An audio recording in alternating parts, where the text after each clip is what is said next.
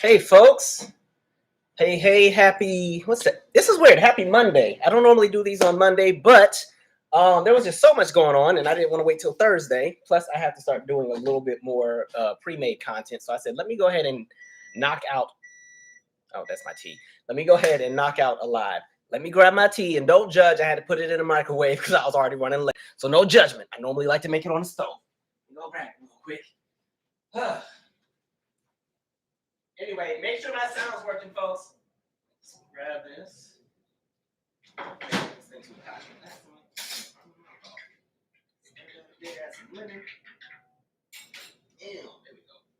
Okay. Oh, yes. Oh, yes. All right, folks. Anyway, like I said, happy Monday. Thank y'all for hanging with us on a Monday. This is not my normal day, like I said.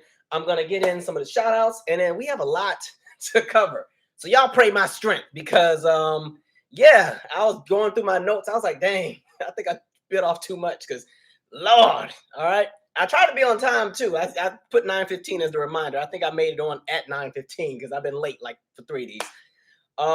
What up, JDB Draws? All right, that's how we starting off. What's up? Kate Franklin. Fort Trophia. Where's my glasses? Do I got my glasses? Hold on. One more time. Sorry, y'all. Let me go get the other pair. It's right here, though. Yes, need these. All right. I'm in denial that my sight is not as great as it used to be. I am in denial about it, but it's okay. Dina Newton, what's up? CB Love, Ms. Nuru, Victoria Qualls, Miss Taylor, Lexi 1192. If I skip you, it's no hard feelings. I'm just scrolling and just going by who I can see. Let me turn my chair a little bit. Okay. D said CP time. Where? Right. I was on time or close to it. All right. Montrez Jones, A. Gilbert, Kirk, what's up? Hey folks. All right. There's so much going on. Somebody said, please talk about the police attack in ATL. Are you talking? Is that the police state camp thing they've been trying to build over there, and they just charged like 21 people with terrorism for protesting? I haven't read all the details on that one yet, so I have to maybe look at it while we're doing the live. Stephanie Lewis, live from Detroit. All right, Soul Sister Diva, what up?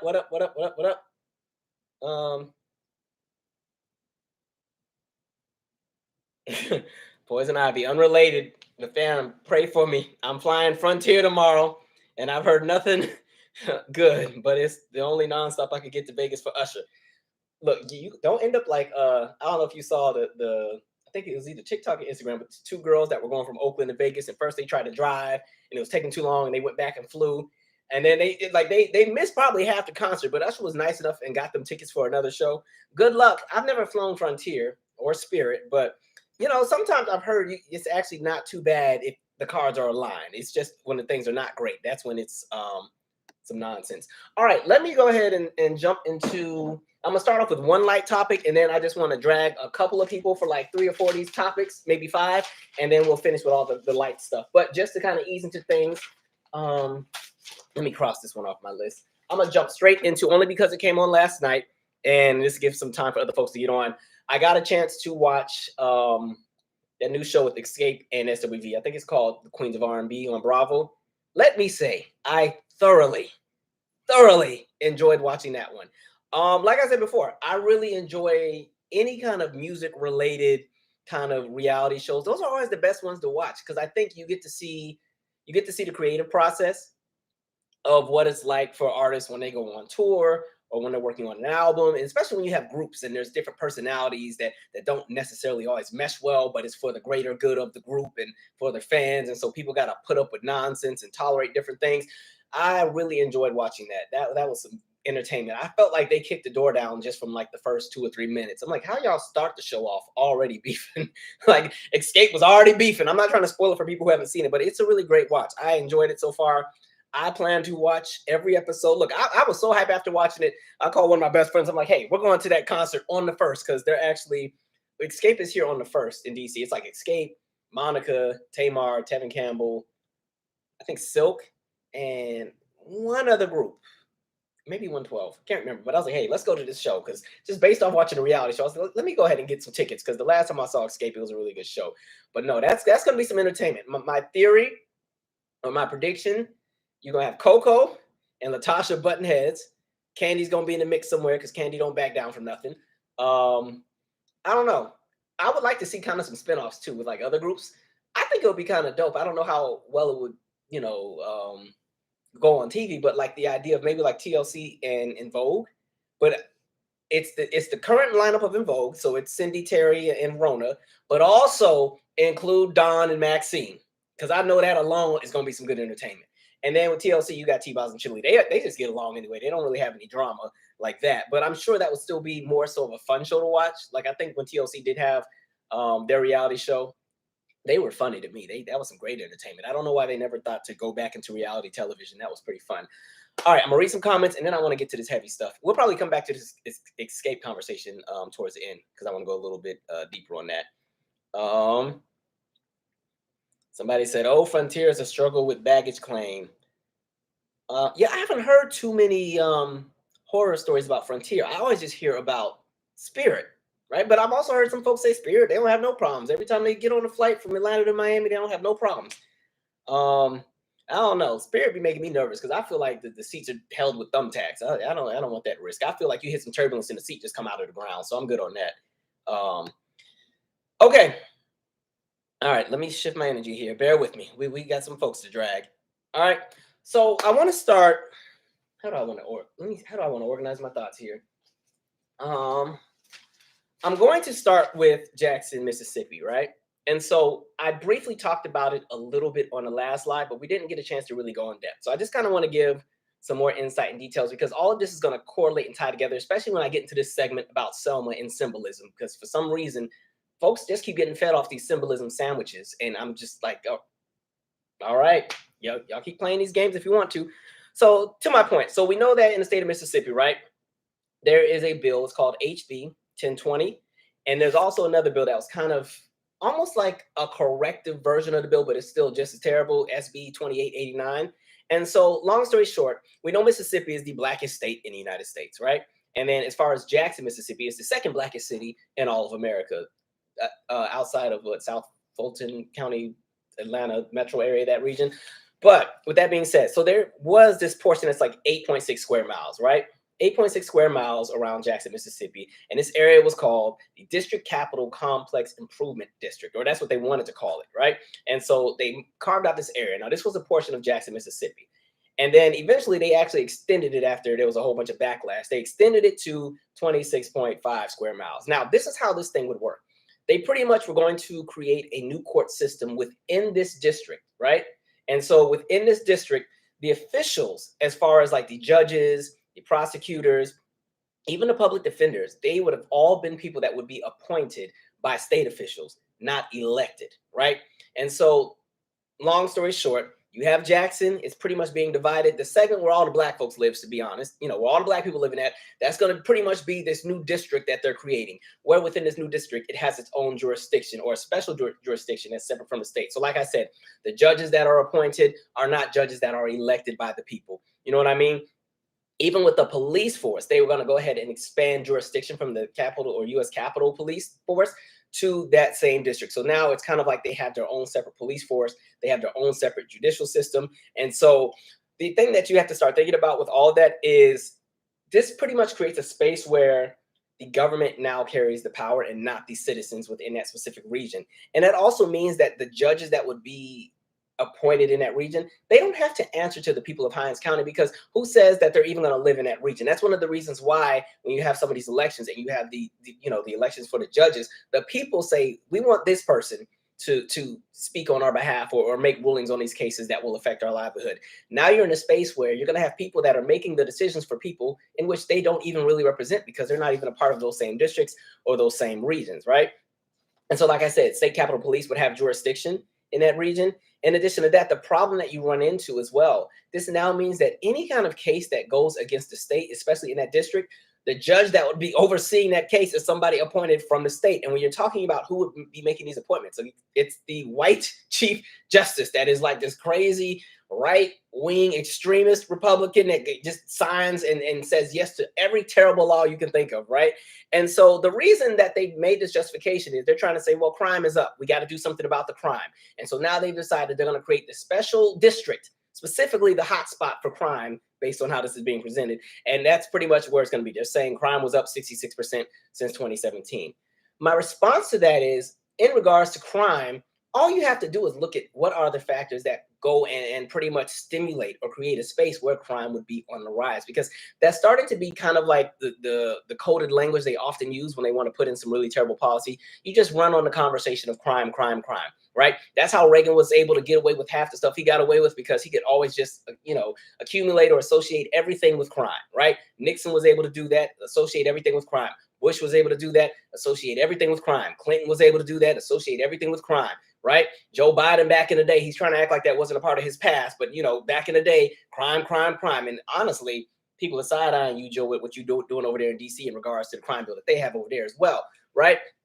And so that's pretty much the argument that they're pushing out there. And I think what people have to kind of take note of, this goes back to what I've been saying for years in regards to the fact that a lot of the people who are in power are cementing their levels of power, where each and every year they come up with something a little bit more extreme than the other to chip away at the power of the people, right? Take away the power from the people, you continue to submit and lock in and institutionalize and establish what it is you want to create and make it almost permanent, because you're starting to see it happen all across the country, especially in a lot of the states where you have these very, power hungry folks that want to just, do whatever they want to do. So when you're talking about Mississippi right now, they have a supermajority in regards to their state legislature when it comes to the House and their state Senate. As far as Republicans, they run everything. It's to the point where even as they put these laws into fruition, there's not even enough representation from the other side of the aisle to push for a debate, because it's always going to be overruled because there aren't enough votes in the House or in the state legislature, right? And so now you're seeing them slowly creep and take away bits of power and restructure how they want to do policing, restructure what they want to do in education, restructure what's happening in healthcare. Okay, think about all of these states that refuse to expand Medicare, right? Because the Affordable Care Act became a thing. And so you literally watch governors allow their residents to die because they didn't have health insurance or they didn't have the right coverage. And it wasn't because of we have a better option, we have better bills. It was just because, no, we don't want that guy associated with it to have any element of power. All of that needs to be done for it, so it's to the point where, yes, we're going to continue to push our weight and get whatever we want. And so it goes deeper. It goes into even conversations of housing, because one of the things to think about, even when you talk about some of the suits and the lawsuits and everything that's currently in place right now, that's on the docket, that has not been seen by a judge, some of those cases include things in regards to gentrification, in regards to eminent domain, something we've talked about for at least the last 5 or 6 lives, in regards to when the state or the city can pretty much come and just take your property and say it's for the greater good of the area, so we're going to take it. We'll give you this cash offer, and it's not going to be anything remotely close to what's worth, the property. So you can either take it or not take it. If you choose not to take it and you think you're going to go into court with litigation, we'll just go ahead and snatch it up by eminent domain, because in all honesty, we're the state. We have the kind of money where we can get some of the best lawyers to shut down your $1-800 lawyer from the infomercial that came on at 2 a.m. while you were watching the Martin reruns on BET. Like, that's literally the kind of government folks are running into, right? And so you're just starting to see the nonsense. Even when you think about the governor of Mississippi and how even when he campaigned to be governor, what was one of the biggest things he campaigned on? Withholding funding from the city of Jackson. Okay, understand that a lot of the states are very divided politically, because a lot of times the representation and the values of the people that live in the metropolitan cities don't always align with those who don't live in the cities or who live in more rural areas. And so you literally have a governor who hates the residents of this largest city. Long story short, made an entire campaign about let's cut the funding from Jackson, as if Jackson was already thriving. And this is not to go after anybody who lives in Jackson, but my point that I'm making is Jackson is already a city where there's not a lot of investment, right? And so the investment is not there. Now you have people who are state elected officials who are literally pulling funding. And when I'm talking about pulling funding, where is it being pulled from? It's being pulled from the schools. It's being pulled from the hospitals. In the same way that you see the state of Georgia closing and shutting down all these hospitals, the same thing is happening in Mississippi. The same thing is happening in Alabama. Like, this is the kind of nonsense that we're talking about. And the thing that I want to respond to, because a lot of times, like I said, people will use crime as a justification to implement very punitive policy that tends to target one specific group of people and nobody else. I just want to kind of make a comparison here, right? So we've constantly seen this conversation of crime, and the response normally is get more police, make more punitive laws, strip away more things, hike up the sentencing guidelines, make the mandatory minimums, do all of these different things just to lock up more people. I understand that's also a conversation of the fact that the prison industrial complex is a very, very wealthy establishment. You can make a lot of money locking folks up, especially when you talk about private prisons. But on the contrast, here's a prime example. So you guys all know that at one point I worked with kids for like a decade and some change. And so one of the most interesting things is the area that I once worked in used to be a hot spot for a lot of problems. It still has its issues, you know what I mean? But there were a lot of things going on at the time, right? So then in '07, they had something called the Neighborhood Improvement Grant. Like this area was running into a lot of the same problems that a lot of areas run into when you have crime, just robberies and folks getting hijacked or violent, assaults and all these different things taking place and all that kind of stuff, right? And so they created the Neighborhood Improvement Grant. And so in this grant, rather than spending the time to hike up nothing but police and just get a million more police officers on the street to patrol everybody and to strip away everything and to create all these punitive, policies and practices that make it easier to get arrested, instead they said, why don't we invest in the people? So let's take a look at what the actual issues are. Okay, we have all these idle teenagers running around that don't have anything to do. We have idle kids running around with nothing to do. We got folks they're so bored they can't do nothing but get in trouble and get high. So they said, let's invest in the area. What did they start doing? They said, let's invest in one community. They pretty much implemented that. Okay, we're going to start making sure we open a bunch of community centers in all of these different regions all across the area, to the point where if there's not a community center in your neighborhood, there's one in the neighborhood next door, so you have somewhere to go to. In addition to that, why don't we make sure that we're also investing in the schools, making sure that the schools have the adequate amount of resources, and not just resources in regards to what's happening in the classroom and the curriculums, but also the programs and the activities that take place after school. What kind of sports are we going to have? Let's really expand. Let's not even just keep it limited to just basketball, football, soccer, baseball, and volleyball. Let's go all out since we got some money in the budget. Let's add rugby. Let's add lacrosse. Let's add swimming. They didn't add all this stuff. Them kids that school the kids that went to the schools that fed into my center, those schools had so many different programs. I'm like, y'all are like one step from rich out here. I just want y'all to know. And so, they said invest in that. In addition to that, now we're going to invest and make sure that there's jobs up and down this corridor. Not everybody in this region is college educated. And so let's ensure that the jobs that are out there for people who may not necessarily have a higher education can at least have a job that gives some kind of salary where people can still actually live out in the area where they work. And so boom, in comes all of this retail, and in comes all of this hospitality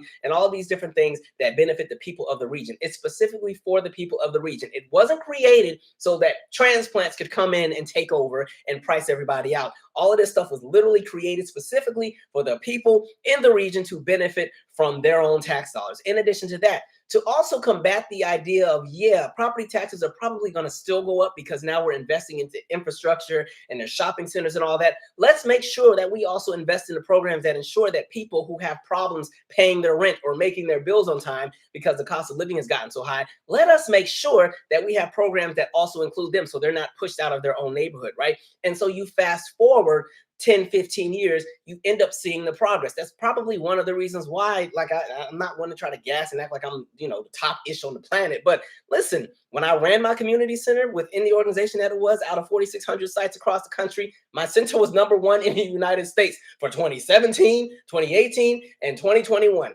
Some of that is me and my staff, but a lot of that is also the region in which the center was located because there was opportunity. You know what I mean? My kids didn't have to worry about, falling into a bunch of nonsense. They didn't have to really worry about constantly having to run inside because there's going to be a drive-by every 5 minutes. And in addition to that, they didn't have to worry about a bunch of crooked politicians stripping away everything from their neighborhood. Their neighborhood wasn't being bulldozed over every 5 minutes. Their schools weren't being shut down and taken over. The curriculums weren't being compromised.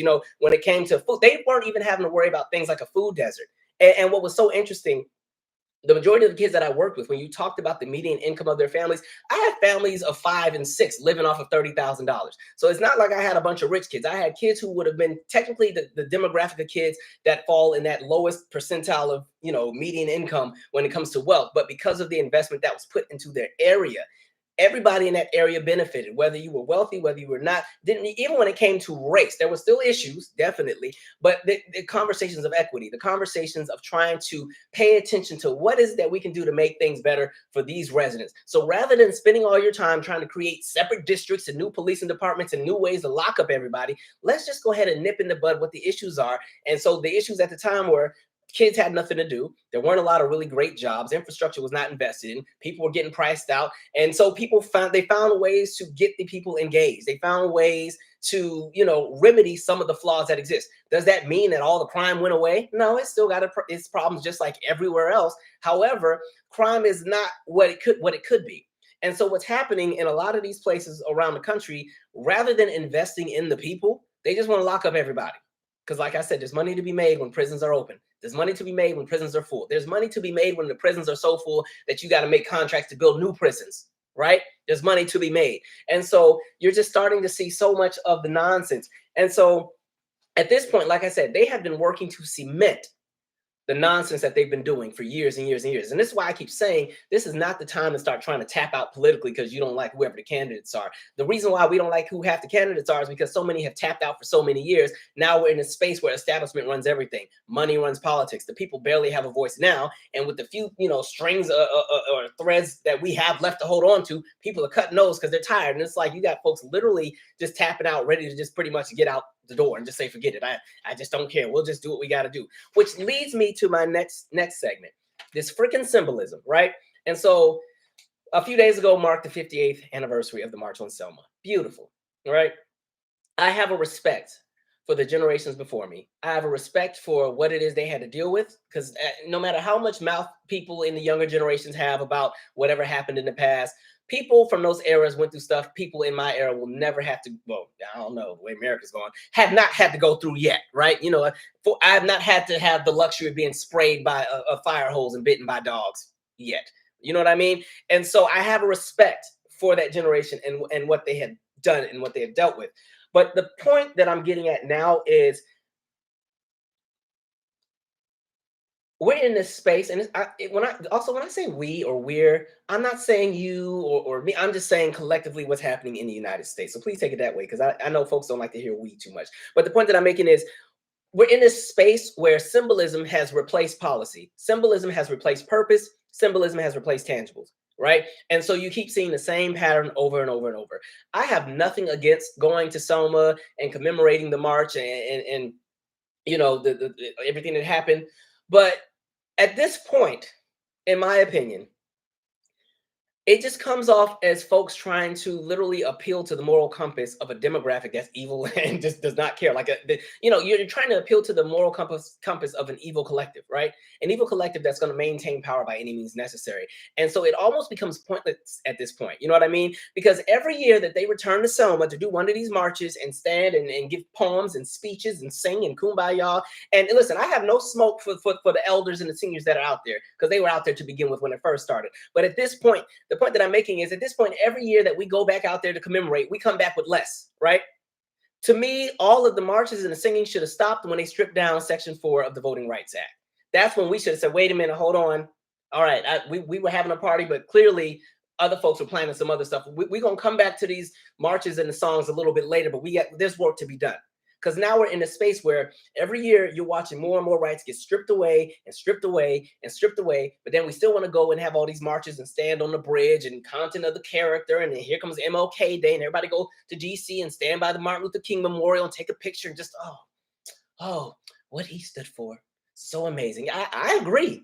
But at this point, we're watching all of the dream that he had. We're watching all of the progress that was once made. It's just being chipped away each and every day with the new people that are coming into offices, with the new policy that's coming out. Everything is so punitive, and you're just watching the strides that were made just kind of get taken away. Like, I feel like at this point, we're further back than where we started at this point.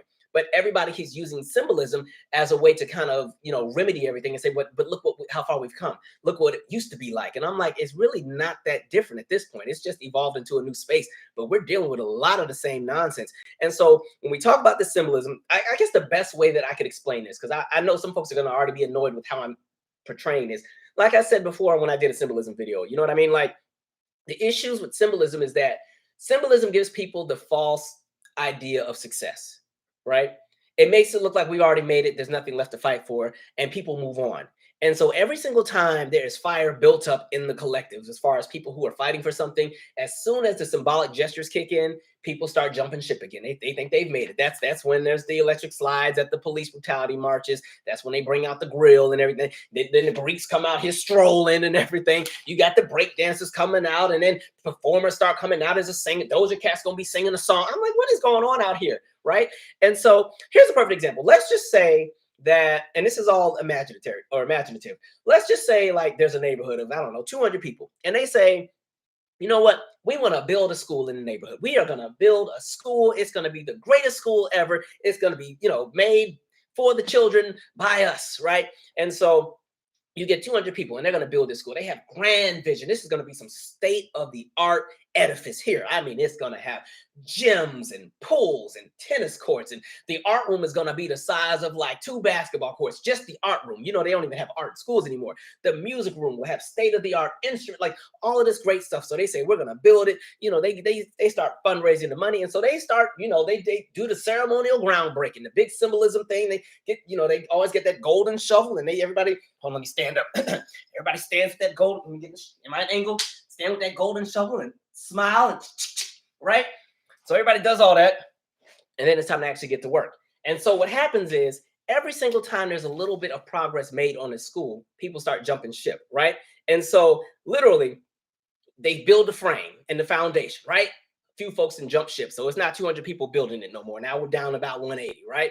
And then they put in the windows. The windows come in. Oh, these windows are nice. Oh, and you can throw a rock at them and they won't even break. I think my part here is done. And you get some more people that jump off, right? They do the wiring, and this is some state-of-the-art stuff. They got solar panels they're going to put in there. Some more people jump ship. They start doing the pipes and everything, making sure the water. These aren't lead pipes. Won't be no lead poisoning in this school. More people jump ship. All right, yeah, they're doing a great job. And what happens is people keep jumping ship because they assume that everybody else got it, right? And that's literally what's been happening in the real world as well. People jump ship because they feel like somebody else got it, right? And so they keep doing everything. They do the drywall, and they start laying the bricks down. They start doing the roof. They start doing all these different things, and people keep jumping ship and jumping ship and jumping ship. And before you know it, you got 8 people left trying to build this magnificent school, right? And those 8 people are dedicated. They ain't going nowhere, but they don't have the help that they once had. And all the help that they were once striving for, people are telling them, well, look how far we've come. Look at the edifice. Look how it's been built. I mean, the school's not open yet. It ain't finished, but look how far we've come. Let's take some more pictures, right in front of the thing, right? And so people keep doing all that same nonsense, right? And so, like I said, so many have dipped, right, that at this point, the school is going to open, but it's going to be a fraction of what it could have been because there wasn't enough support. There wasn't enough push and pull behind it, right? And so the school opens, and yeah, it's a school, but that great pool is no longer there. The idea of the state-of-the-art art room that ain't a thing no more. We had to cut that because we couldn't figure out who could build that. So ain't gonna be no art room, and the shop room is gone. The pool, we didn't even know. Somebody half did the pipes. We couldn't even get the water to the pool, so we just canceled that too, and we just filled that up. And now that's just gonna be a garden, but we don't got enough seeds to run the garden either. So if you got some seeds, we're gonna do a seed campaign. If you can bring some, I'll do something, right? And so all of that stuff is done, and all of the ideas of the actual programs and the state-of-the-art sports and all that's cut because there weren't enough people to really logistically figure out how to run a sports programs. And then the other thing is when you talk about creating anything, there's also the conversation of how to maintain, because even once you build something, you have to keep it up. And so when you're talking about the program, the staff, the curriculum, there was just no follow through. There was no follow through with the equipment. There was no follow through with anything. They didn't keep up the school, right? And we fast forward 20 years. The school was open. It was there. It did a little something. It's falling apart at this point because not enough people are putting anything into it. And then what happens every freaking year? The whole neighborhood comes in front of the school to come and take a group picture because they want to talk about the fact that they built the school. So here come the whole neighborhood 10 years later, smiling, taking a picture because they were there. I was there when we broke ground at that school. I was there, right? And so everybody was there, but nobody did the follow through. That's how I look at symbolism today in regards to things like a Selma. Yes, there were people that went out there and fought and clawed, but over time we watched the nonsense take place. And a lot of the elected officials that are in office now and that have been in office haven't been doing a damn thing. But they want to break their necks to have these symbolic moments and movements and parades and kumbayas, and then they want to roll Stevie Wonder out there to sing something, and it's still the same nonsense. And so look at where we are now. Look at the shit show, I'm sorry for cussing, that we're living under right now in regards to everything in the United States, because it's even bigger than race at this point. The United States is, oh, Lord, a mess, right? A mess all over with everything. And a lot of it has to do with the fact that the people that really were striving for power got the power that they wanted at the expense of everybody else, and everybody else has become collateral. That's kind of what we're living under. So at this point, it is really, really hard for me to get excited about anything in regards to any element of symbolism, because I don't want to hear about it. When we talk about police brutality, all of the marching and singing that's been happening from about 2014 onwards, people have been, people have been in their zone. People have been fighting the clown. And this is not to take away from the grassroots organizations that have been putting in the work, but there are bigger powers that be. And those bigger powers have been shutting everything down by the day. That's why you got this whole Cop City thing in Atlanta now. Why are we building literally a military base for a police training camp? Who are you policing? Are y'all going to war, or are you patrolling the neighborhood?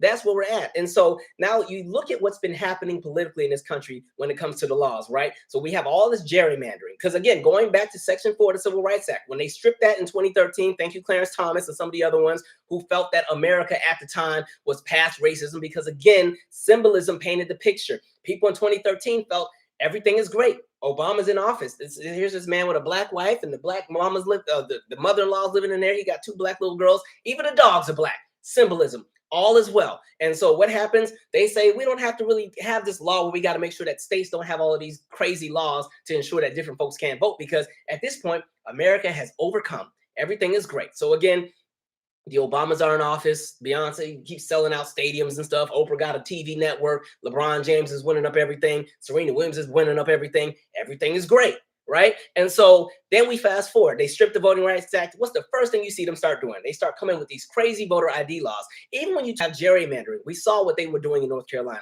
We've seen what they've done in so many different states. They've done it in Ohio. They've done it in almost every state. And understand, gerrymandering has always been a thing. It doesn't matter which party is in power. But now it's to the point where the gerrymandering is almost illegal, because you're now purposely targeting different groups of people to ensure that their votes don't carry the same amount of weight. Understand that even when you talk about something like the Electoral College, residents in a state like Iowa carry more weight than residents in a state like California, based on how the Electoral College is set up when it comes to districts, right? And now we're also in a space where now violence is okay. You can have poll watchers. You can have people show up at the polls with AR-15s and they're justified in doing it, right? You can create laws where it's illegal to give people a bottle of water for standing in line, Georgia, right?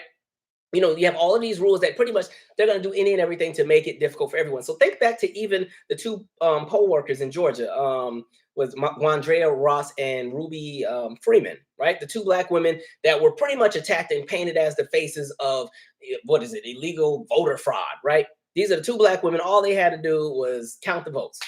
And Trump and crew decided they're going to make those 2 black women be the face of the corruption with the 2020 election. And they pushed around this fake video saying that one of them was giving crack on the set, or on the set, I'm still in my movie mode, was giving crack while they were working. And then, they had those big old giant cases that they pull that have the votes in it, so that, they're locked and secured until the votes are done being counted. And there's the video of them pulling the cases. And somehow that turned into, oh no, that was them bringing in illegal Biden votes and everything. And so now you have these 2 women who are getting death threats, right?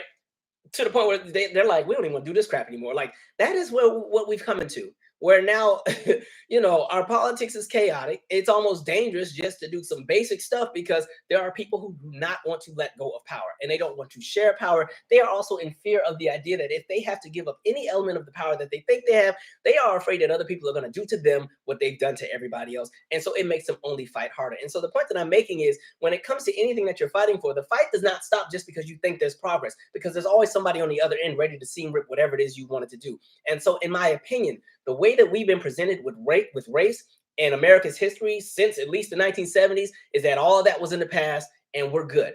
And at least since about 2012, 2013, we've seen the polar opposite in our face. We've seen them play in our faces, but then still tell us that we're past this. This is not the America that once was. People think just because that footage was in black and white, it was super long ago, and that's just a different era in time. Understand, the people spraying those black protesters with hoses and sicking the dogs on everybody and lynching and burning everything, a lot of these people are still alive. A lot of these people live in your neighborhood. A lot of these people serve on different boards for companies you work for. A lot of these folks are on the boards for the schools that your kids go to. A lot of these folks are literally elected officials making decisions for you and the people in your neighborhood. So don't think just because stuff happened in the 50s and 60s, it was so long ago. Most of those people are still here, right? And even the young folks that were excited about that, who thought it was cool that their dad could go and hit a black person in the face with a brick when they were 6 or 7. All that is embedded in them. So yes, even the 40 and 50 and 6-year-olds of today still hold on to a lot of those views and still fight to claw and hold on to that same kind of power. Because again, look at what's happening in Florida with DeSantis, right? You're now in a space where, as a protester, different residents have the right to run you over with their car if they fear for their life. Imagine that. Somebody is walking and you're in fear inside of your SUV. You are so afraid of the random person with skinny jeans on that's like 110 pounds protesting about, I don't know, something in their area. And you are so afraid in your Lincoln Navigator that you have to run them over. Well, no, white folks don't drive Lincoln Navigators. In your Ford F-350, all right, you run them over. Fear for my life. I was scared. And it's legal. You can get with it. You got the stand your ground laws. And the most interesting thing, and I'm actually going to read the article, is even when you talk about DeSantis and this new law that he has with the bloggers, where bloggers now need to register their content with the state. Let me just go ahead and pull that up, because that was a very interesting read. I said, what in the hell? All right. Where's it at? Oh, yes. This is fun. Okay. Just kidding. That's not the piece I wanted. Okay, Florida bill targets union due collections for public school. That's not what I want. What's the piece I was looking for? Oh, okay. This is the bill, right? In this bill, Broder wrote that those who write an article, a story, or a series of stories about the governor, the lieutenant governor, a cabinet officer, or any member of the legislature, and receives or will receive payment for doing so, must register with the state offices within 5 days after the publication of an article that mentions an elected state official.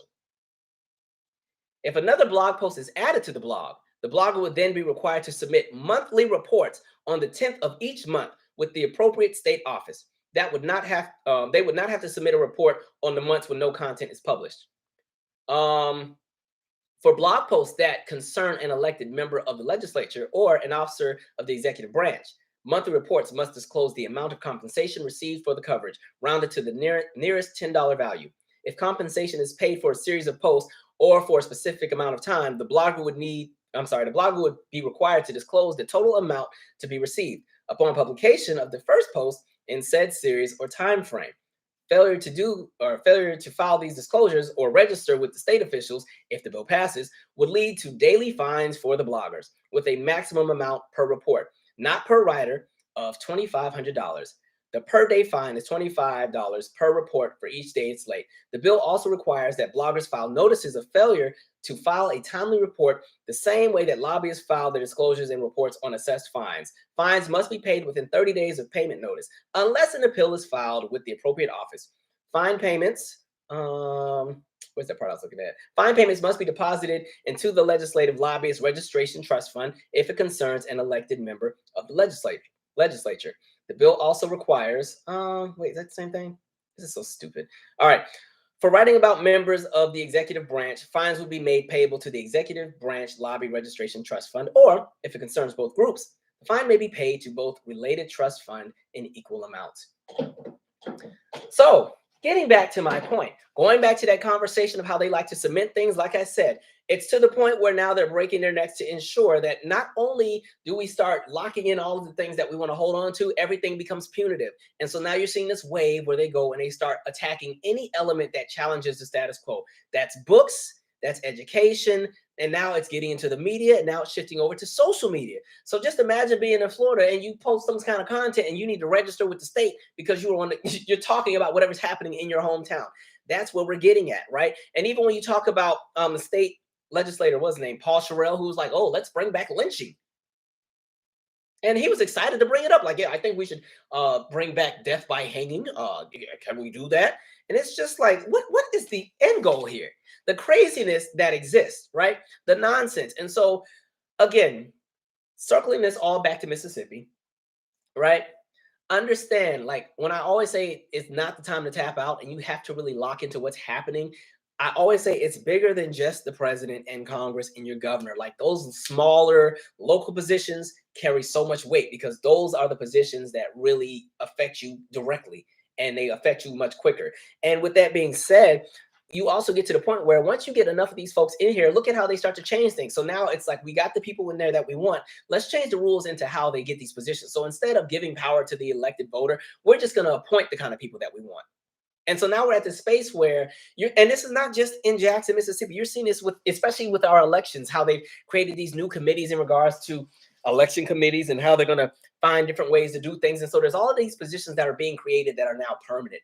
In regards to what's happening in Jackson, those judge appointments and some of those positions are for 4-year terms, and they keep getting renewed with whoever's in power. But the problem with that is that now means that the people in Jackson don't have their full right to vote compared to people who would not live. Let's say somebody lives in Utica, Mississippi, outside of that area. They have, hell, their rights are still compromised too. But the point that I'm making is somebody in Jackson now has less rights than somebody in the same state, just a few miles over, because of, again, logistics and different people trying to cement and lock things in. And all of that is all about a conversation of fear of the power that could exist with the collective that's there. You have to think a city like Jackson is 79% Black.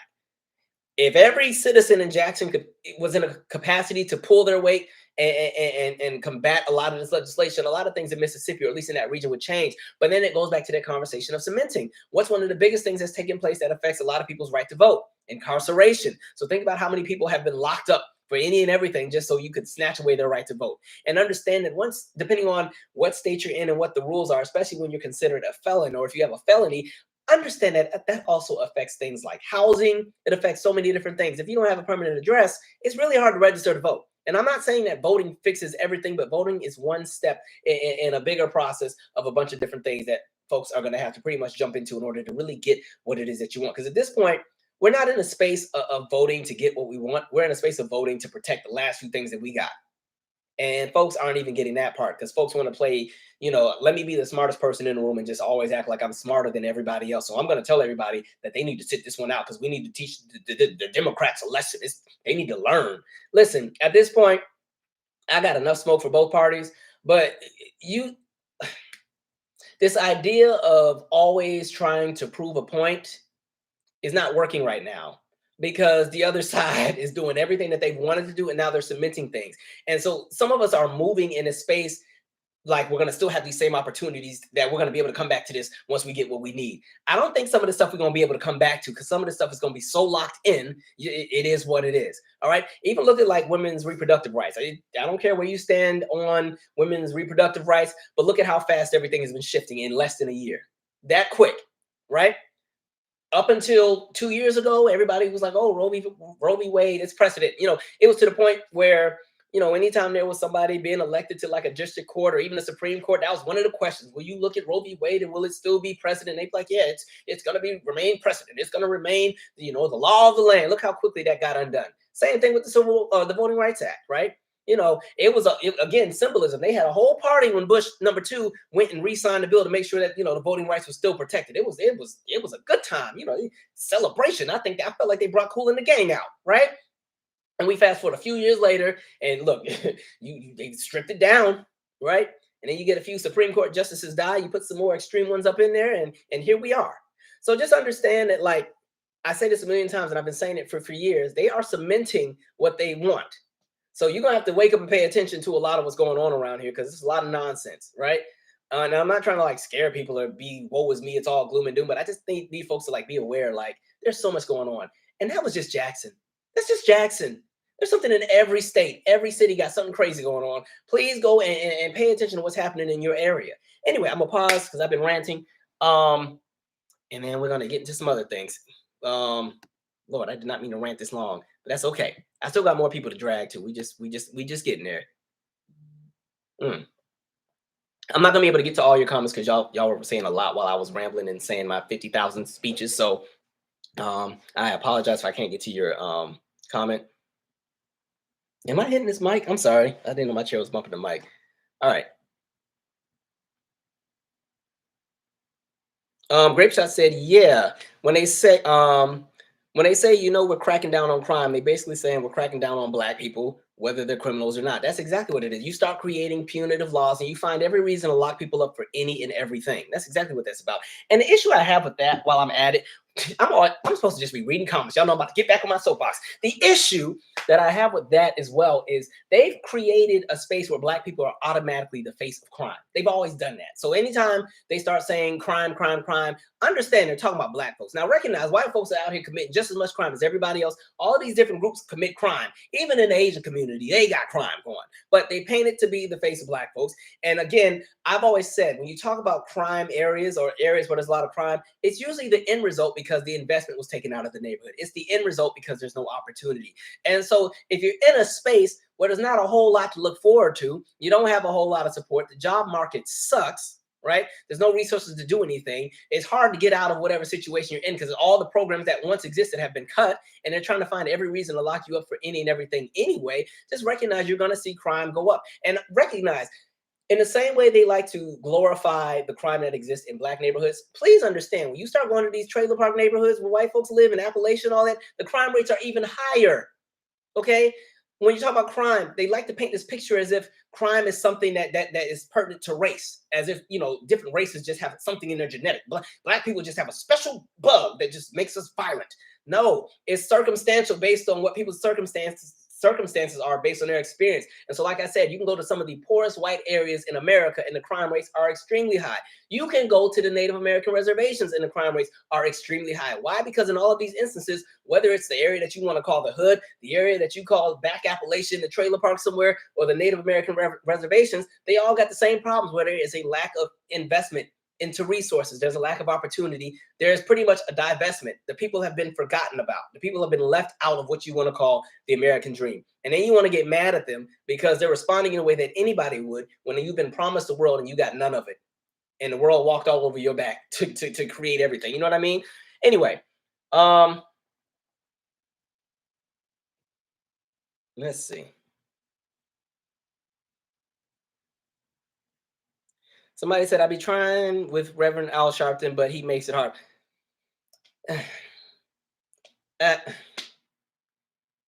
He talks a good game, but I'm not doing it. Nope. Yeah, I'm not even giving him that energy. Something about Al Sharpton don't sit right in my spirit. That's all I'll say. He has the right language. I agree with a lot of what he says, but there's some things that just rub me the wrong way, and that might just be me in my own ego. But I don't know. Mm, mm. Um. Oh, I'm so glad you brought that up, Tatiana Myers. This was a big topic of debate during the Chicago mayoral election: invest in schools program or in police. And look at what they campaigned on: crime, crime, crime, crime, crime. Right? That was almost the main talking point going on as far as that election. They talk about crime every 2 seconds. Right? And I'm not saying that crime is not an issue, but recognize a lot of times that's coded language. If you're running for office and you start speaking crime, crime, crime, crime, crime, that's going to pull in a lot of the white voters who already feel a certain way about some demographics. It's also going to pull in the voters who latch onto respectability politics as the solution to everything. I do believe there's an issue with crime in this country, but again, to me, crime is the end result. That's the outcome. Nobody ever goes to the origin, and I think you have to get into a space where you can take care of the origin and also remedy the outcome. But nobody wants to remedy the outcome. They just want to pretty much harp onto the outcome and obliterate the outcome without fixing the origin. And then you wonder why the outcome never changes over decade over decade. Think about, we've been talking crime since forever, right? Forever. Every presidential, gubernatorial, Senate, every campaign, crime. America's had crime forever. And it's interesting, as crazy as crime is now, crime is actually down compared to the 70s. I mean, 70s was a wild time, but crime is actually down in a lot of places. I will say crime has gone up in the last 3 or 4 years within the United States, but crime is still a lot lower than it was in the 70s. But again, they're going to run that down: crime, crime, crime. And so recognize a lot of folks aren't running on policy, and recognize that a lot of these folks don't even really care about the people anyway. Folks just want to be in power, because when you get into office, you make a lot of money. You get rich when you get into office, especially the higher up you go. You can make a whole lot of money in this game, because it's a game to a lot of these folks. Um, mm. All right.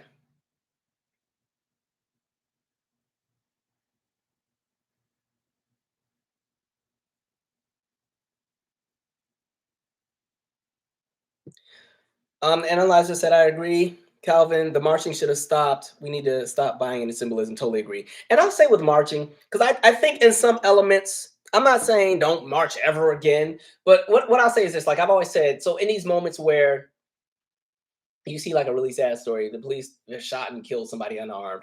In those moments, I do think people still need that element of camaraderie to see like, okay, I'm with somebody who understands how I feel. Like in those moments where there's that rage, like I remember when the Zimmerman verdict came out, it was the craziest day because one of my good friends had just graduated from college and it was their college graduation party.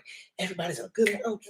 I was already on pins and needles because they had already said they had a verdict and it took them like 3 or 4 hours before they read it. So I was at the party just, just they better come correct. They better come correct, right? And the verdict comes out. Ugh. Ugh. That was the day I never saw America the same way again. But with that being said, in those moments when things like that happen, in those moments, like I think sometimes people just need that outlet to temporarily get with other people in a collective that feel exactly how they feel. But the problem is there's never the organizing afterwards. We can always mobilize. We'll always be a group to mobilize. Some go, what? Oh hell no! Come on, y'all, let's go. Everybody always mobilizes, and then the organization comes and everything, we lose it, right? So as far as the protesting and the marching, I understand why it's there. I just don't think it's the say all, be all, and end all. And that's the way a lot of folks have been moving. And at this point, I've just seen so many symbolic marches. I'm like, how much of this y'all gonna keep doing? Because I don't see that much that has changed. If anything, like I've said, I feel like they've been reversing things and doubling down.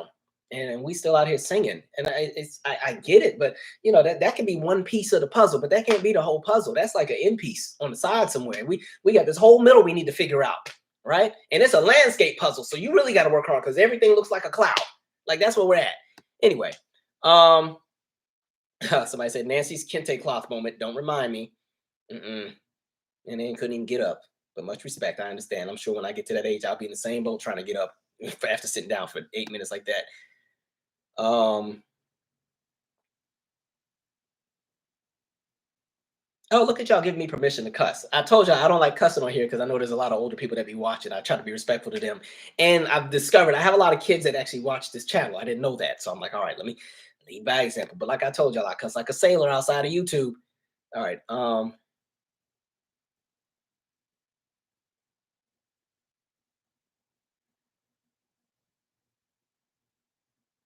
Lewis Bullock said, I stay near Jackson. They are tripping.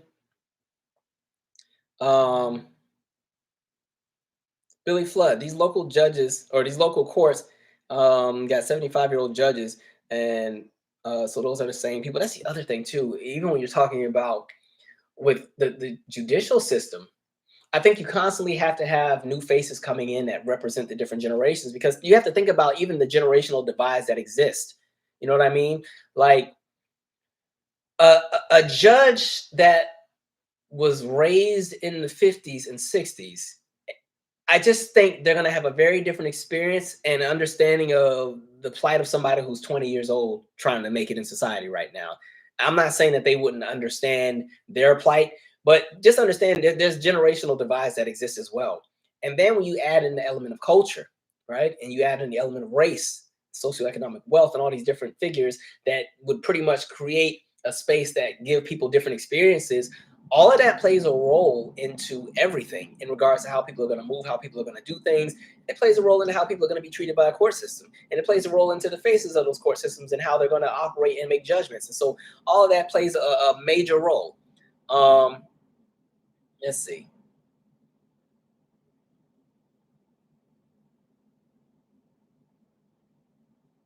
Thin-skinned politicians. Oh, DeSantis. DeSantis get on my nerves, man. I'm telling you. Oh, much prayers to y'all in Florida because there's no way. I can't say what I really, really want to say because I want to say something so bad, but it'd be the last day y'all see me on YouTube. So I will not say what I'm thinking. But my God, my God. Yeah, we'll get to Shaka Khan in a minute, people. Good Lord. Oh, Utica's in the same county. Okay, thank you for that. I just remember Utica was right on the border because I got family there. I just remember as soon as we got out of Louisiana, I felt like we were right in Utica. Utica's always my go-to city to reference. Thank you, DD Meredith.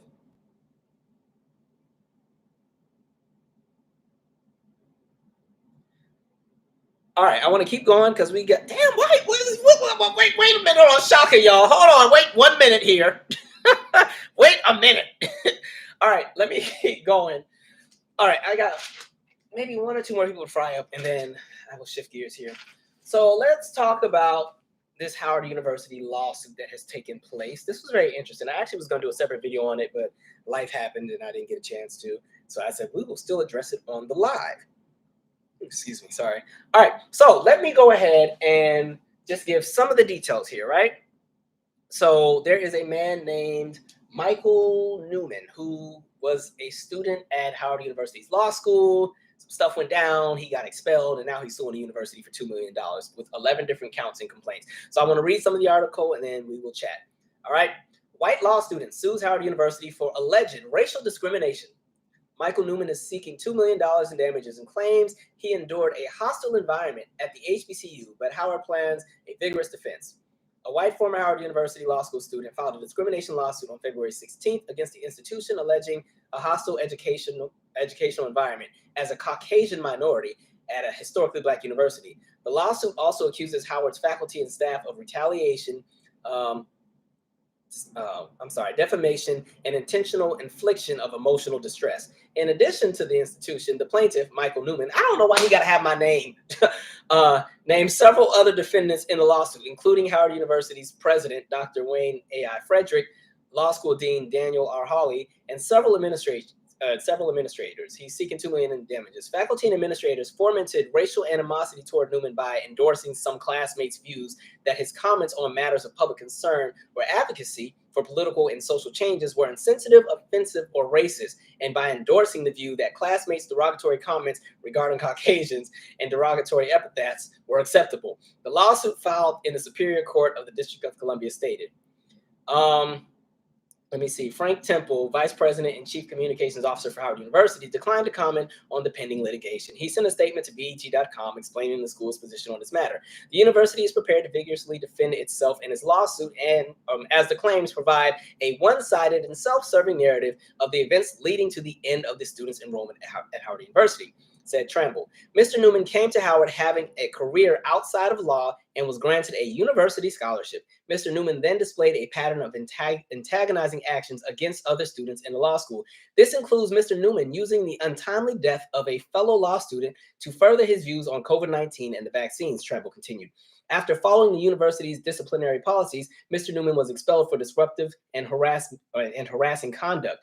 The lawsuit alleges that Howard University breached its contract with Newman, who says the university gave him a scholarship of $26,250 per year for 3 years after a series of incidents that led to his expulsion on September 19th of 2022. In one instance, the lawsuit states that a law school classmate discovered and retweeted a July 2020 post from Newman's personal Twitter account in which he shared a picture of a former Black slave whose back was severely scarred from whippings.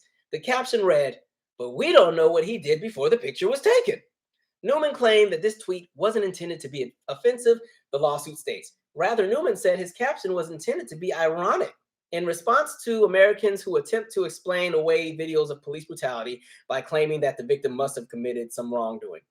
The lawsuit said Newman also found himself the target of classmates' animosity after he posted a comment on the chat app GroupMe in October of 2020.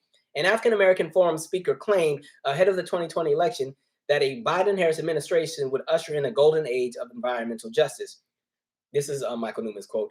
"Where I part with the Black community is where they believe government solves problems. I only see it as causing problems," Newman wrote on the chat. According to the lawsuit, he asked for further dialogue on whether, one, Black voters didn't question turning to government for solutions, and two, reliably voting for the same party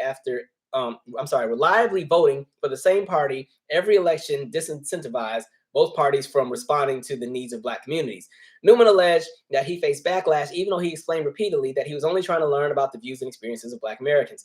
Newman said he sent an email on January 26, 2021 to Frederick and CC'd Hawley requesting assistance from Howard University administration to address racial discrimination, as well as reassurances that white and Black students are treated equally.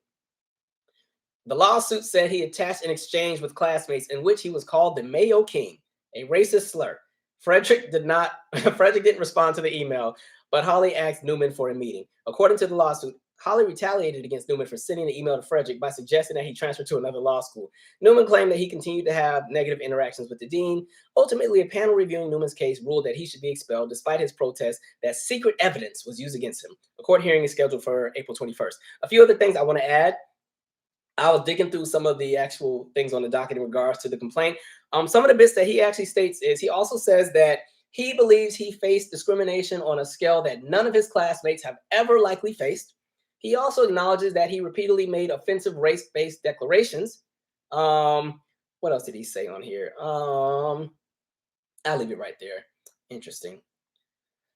Where do I start? Interesting.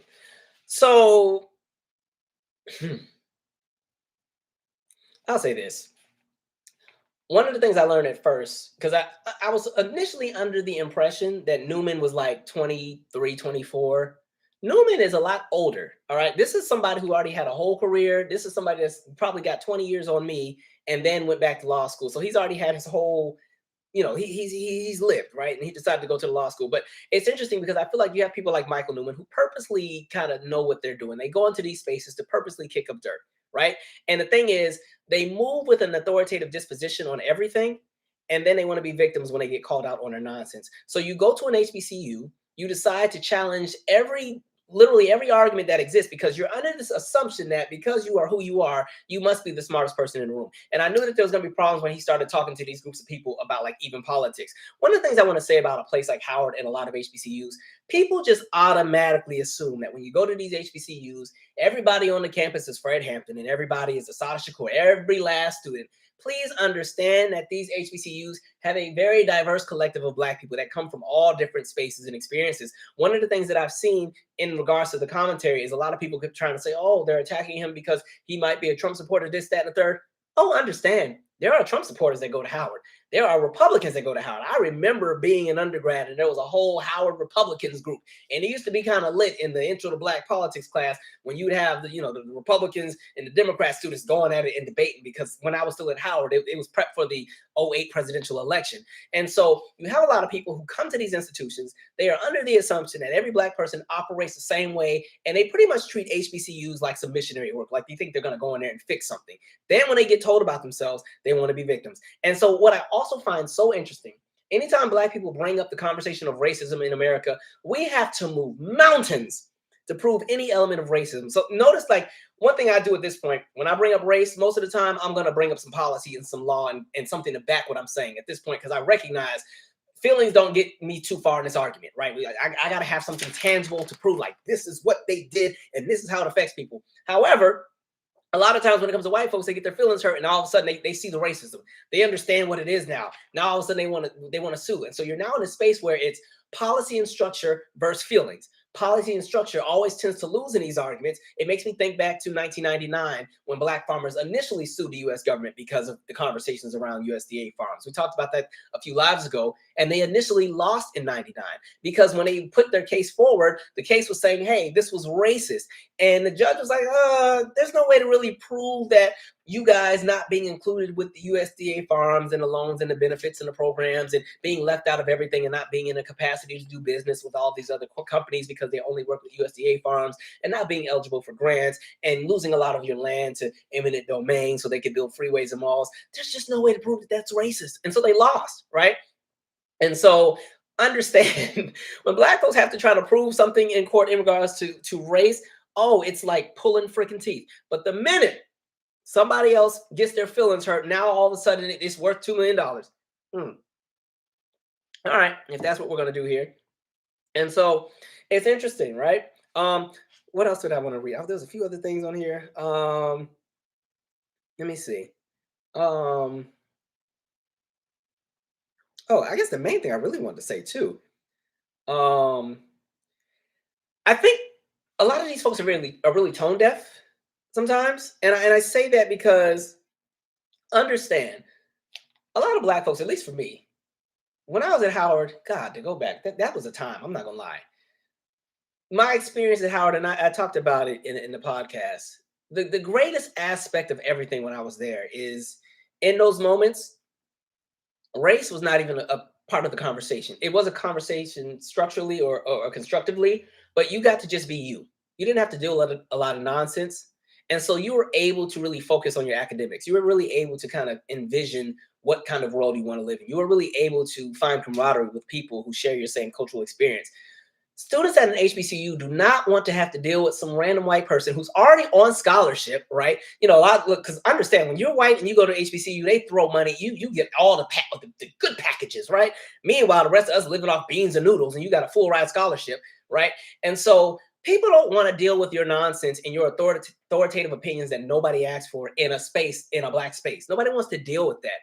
And so in his situation, like I said, he constantly broke his neck to go and shake the table all the time. And he was mad that everybody didn't agree with him. And so he didn't have a lot of friends on the campus. And so because he didn't have the best experience, he feels that he was, discriminated against.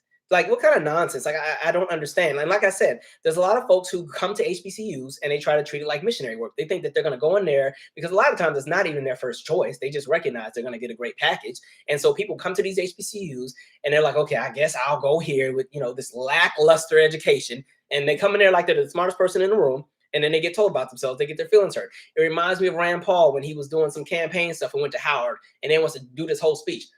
I bet you guys didn't know Martin Luther King was Republican. I bet you guys didn't know Abraham Lincoln was Republican. And I'm like, so you just think, what do you think we're over here learning? Like, you just think we just stump in the yard every day, huh? No education. You got to come in here and educate a school of 13,000 students. Somehow none of us knew the origins of the conversation when we do this whole Democrat, Republican, Dixiecrat, Federalist, Whigs party.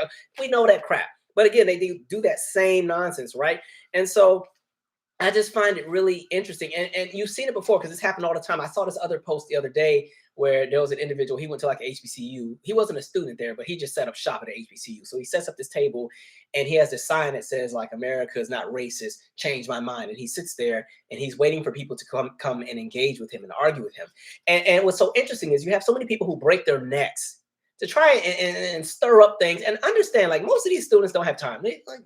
Once you get to a certain headspace and you know what it is you're working for, you don't really jump into the nonsense with people who don't have the range for certain conversations. And so that's kind of where you're starting to see things. And what I've learned over time is you're in a space where, because we've had these conversations about race, because people want to better themselves and understand the world, you have a lot of people who can't stand it, right? That's where we get into this whole anti-woke culture thing, right? And so I've just discovered that over time, a lot of times people who are not really living in their purpose, or they don't know what their purpose is, they tend to latch onto extremities because those extremities tend to bring about reaction from other people and it gives them a source of validation. And I just feel like Michael Newman's case, that's what he ended up doing. He went to Howard with with a vendetta, with an idea, thought it was going to go well. It didn't. And again, he went through the disciplinary process a few times, and after a while, they're like, you just got to go. Because understand, Howard was a school that didn't play games. It was easy to get kicked out of Howard, whether you were Black or white. You do some nonsense, you're up out of there. And again, you're in a law school. So understand, like, you don't get to come into a space and then do all these racially insensitive things and then try to play, devil's advocate and play mind games. Like, you're going to literally post a picture, because mind you, this was his private Twitter. He ain't thinking nobody's going to find it. You post that one picture. It's the picture everybody's seen where it's the guy's back that's all whipped and lashed with all the scars. And you want to post that and say, oh, but we don't know what he did before. And then you want to say, oh, well, I was trying to just kind of highlight the irony that exists. Why y'all always got to play games when it comes to the Black plight? When it's the Black plight, that's when y'all want to do mind games and be the devil's advocate and think outside the box. But then when it comes to some racist white nationalist stuff, y'all be straight to the point in the polls. Be straight to the point when it comes to vote. You know exactly what you're pushing for. But when it comes to Black folks and the Black experience, you want to do all these loops and holes and jump on roller coasters and play mind games with folks. And folks ain't here for games. I guess the nonsense we're talking about. And so no, you went there to purposely kick up dirt. Dirt didn't go too well. Now you're mad. Like, I don't know what to do with that. Most likely, I feel like a lot of that case is going to get thrown out because as I was reading everything, there's not a whole lot he can really make an argument about it. Mainly his arguments that I've seen is that people didn't like what he said. That's college, honestly, in my opinion. College, you get people from all these various backgrounds. You debate and fight and butt heads about everything. There was nothing like being in, again, that same Black politics class when it was still Obama versus Hillary before you even had that nomination. And that was a very interesting class session because I remember it's like you had a lot of women in the class who were like Team Hillary because they're doing, well, we're women, we must do this. You got another demographic who's like, oh, we got to get Obama because this, that, and the third. You got the Republicans who are like, well, we need to get McCain in there because he has the real, it was an interesting, little debate. That's college. people who have different perspectives and everything. And so the fact that Michael Newman would be of a much older age, who has lived, who has had a career, and the fact that you still go to university and you're still set and locked in your ways, and you think that, you know, your viewpoint is to say all, be all, and end all, and then you get pissed because people aren't really taking to what it is you're putting out there. Now you want to sue because you got expelled. Sucks for you. Next time, don't get on everybody's nerves. And again, they also said he did a bunch of things that were really harassing, where he constantly was like just getting on people's nerves. Again, to the point where, you know, you get kicked out of the group meet. How you get kicked out of a group chat? You got to be irritated to do that. You know what I mean? And so I don't know. We're just in a space where, you know, a lot of people, especially with politics, people have let their politics become their identity. You know, I saw another picture one time where there was somebody who went to Howard's campus and they had the big old Trump hat and they purposely stood in the cafeteria and they were hoping somebody would say something to them. It's like folks literally go out of their way to stir up something. And then when something goes down, they want to be the victims. And again, like I said, it's just, we're in this weird space where people will let their political viewpoints become their identity. And I think it's gotten weird, especially after Trump got in office. Because again, people have always had politicians that they've liked. But I feel like once you got into that era of Trump, like Trump is almost a religion. You know what I mean? When Barack got in there, yeah, a lot of folks were happy. And yeah, everybody's auntie and grandma loved Barack and had Barack hats and stuff. But that was it. You know, it's to this space where, you know, people will put on the Trump this and Trump that to purposely go and try to piss people off. Me and one of my friends, we were at the no, it was my cousin Brandon was in town, and I took like his family, his wife and kids and stuff were there. So, you know, they went to see the monuments and all that stuff. There was this guy who had this big old convertible, right? You know, top down, you know, with them loud mufflers. And he had this big giant Trump flag. The flag was like the size of that little artwork back there that was hanging out the back. And he just kept riding around the mines. And the thing is, like, nobody cared.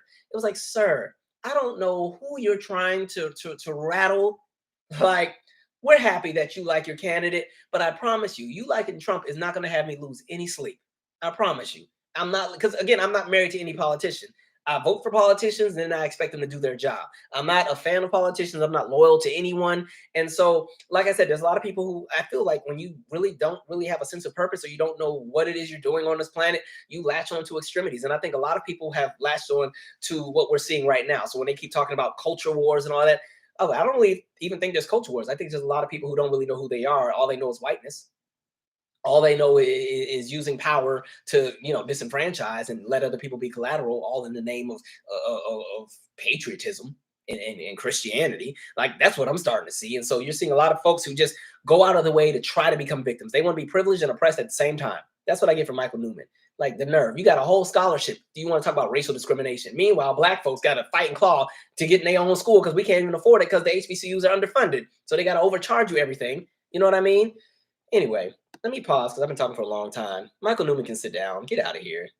And the other thing too, he's not the first white student at Howard. That's the other thing I want people to get. Like, he was trying to paint it as if, you know, he was the only one and nobody sat with him at the lunch table. Like, get out of here. Okay, there's white students at Howard. Howard, by the way, I just read, Howard has like the most diverse medical school in the country.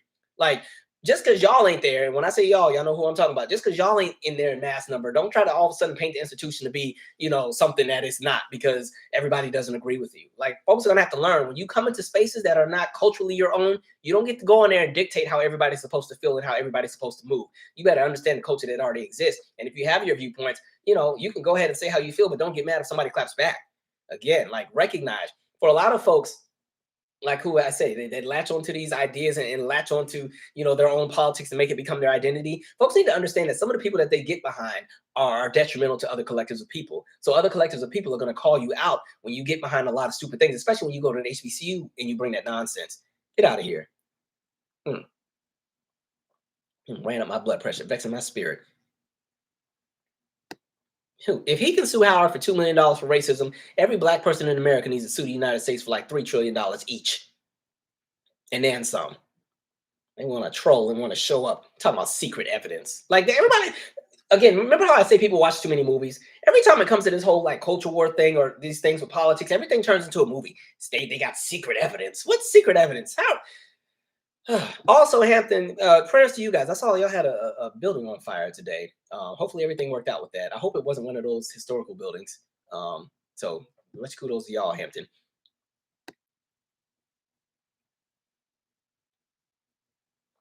Oh, grape shot. You better call it out. It's interesting because white people have never had a problem with government handouts The Homestead Act and the GI Bill had helped white GIs, but black GIs in World War II had fought and had to fight for the same benefits. Yeah, we talk about black folks being left out of the GI Bill, FHA loans, all of that. The New Deal.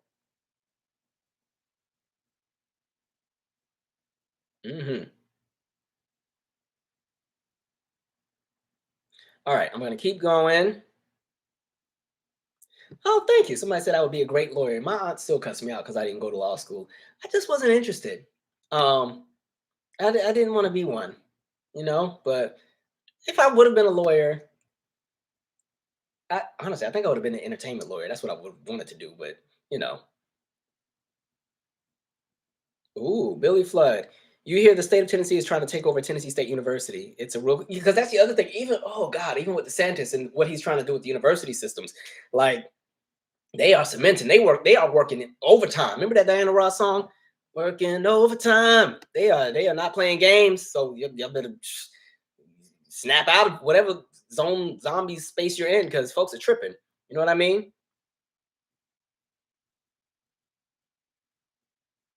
Thank you, Andre. Said the Republicans, this is in quotes, the Republicans freed the slaves, so you should really vote for them instead of the Democrats. They love to tell us or call us and tell us who we shouldn't listen to while telling us to listen to them. Like, it's, I don't know, people treat black folks like we just don't know anything. Like we haven't had to experience the nonsense that we've had to deal with at the hands of the masses. That's why when folks always try to say, oh, black people, I feel like y'all are racist. Y'all got a chip on your shoulder. Black folks aren't racist. Black folks just got their guard up. We done seen everything. There's nothing you can tell us at this point, because every single time we extended our hand in love, like Common told us to do, we see how we got burned. I still want to light him up for that too. Remember that time he was like, to fix racism in America, black folks just have to extend the hand in love to white folks and all will be well. All right, Common. If you say so.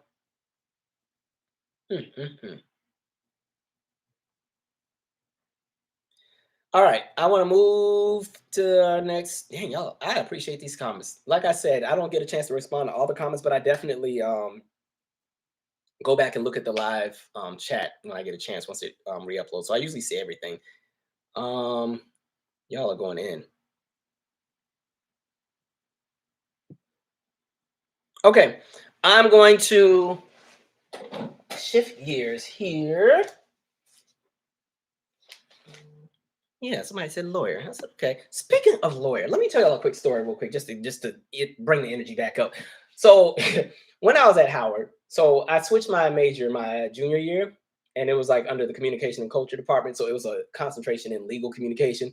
And so my brother was like, oh yeah, he's like a lawyer now. So this one time I was a resident assistant in the dorm, and I was doing the mail because we worked in Meridian. You had to do the mail like for like 700 people, 800 people, right? So I'm in the mail room. I'm doing this mail. There's this 800 number that keeps calling my phone. Like they call like 4, 5, 6, 7 times, and I keep ignoring it. And I'm just doing the mail. I'm like, oh, what's going on? What's going on? Doing the mail.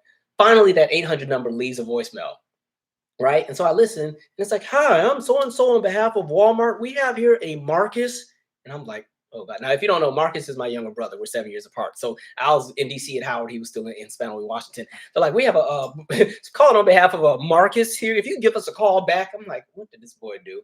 And so I called the number back. I'm talking to the manager at the Walmart. They're like, oh, we have Marcus here. We caught him shoplifting. And mind you, it was Marcus's birthday. My mom had just gave him like $80, right?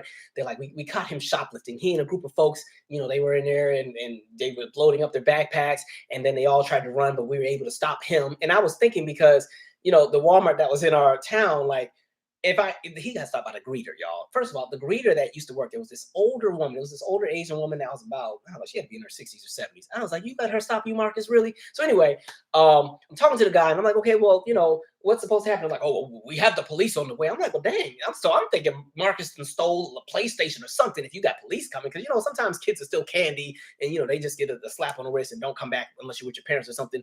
But they're like, the police are coming. I was like, oh, shoot. I'm like, okay, well, what did he take? Now, mind you, I had my phone on speaker because, again, I was doing the mail. So I'm like working and just listening to the guy talk. And so what Marcus did, Marcus and my father and I have the same dad. So Marcus and I don't have the same dad because Marcus is adopted. But my father and I have the same name. And so because I have the same name as my dad, Marcus figured if he calls me, I can just pretend to be my dad. And on top of that, since at the time I was studying legal communication, I can just be the lawyer and get him out of whatever he was in, because he was about 13 at the time. And so I'm like, well, what exactly did he steal? And then the guy was like, a bag of beef jerky, sir. And like everybody in the mailroom, everybody fell out dying, like, what? I was like, Mark, and so I was like, and because he said a bag of beef jerky, and I'm like, and because I'm waiting to hear what else has he stolen. It was just a bag of beef jerky. I was like, Marcus, you know the, oh my God, that crowd was so funny and so embarrassed. I was like, listen, I can't help y'all because I live in DC. So, here's the parents' number. Here's whatever. The way I chewed Marcus out when I got home, like, Marcus, what were you thinking? And what you called me for? Like, boy, beef jerky. And you had money. Well, go and steal. They kicked him out the store. But anyway, a hot mess. What a time. He was like, I thought you was going to have my back. I'm like, what was I supposed to do? I'm 3,000 miles away. What am I supposed to, like, there's nothing I can do. Like, the cops are coming. Fortunately, we had, if you live in an area where there's a whole bunch of black or white folks, but you got some black neighbors, you're really tight with your black neighbors. So the neighbor Clark came and picked up Marcus, so the police didn't have to take him. That was the time. Marcus would probably be mad I told that story, but he'll be okay. Anyway, let me shift gears here. This will not be a long segment because I'm not that pressed about it, but I did get a chance to watch the Chris Rock special.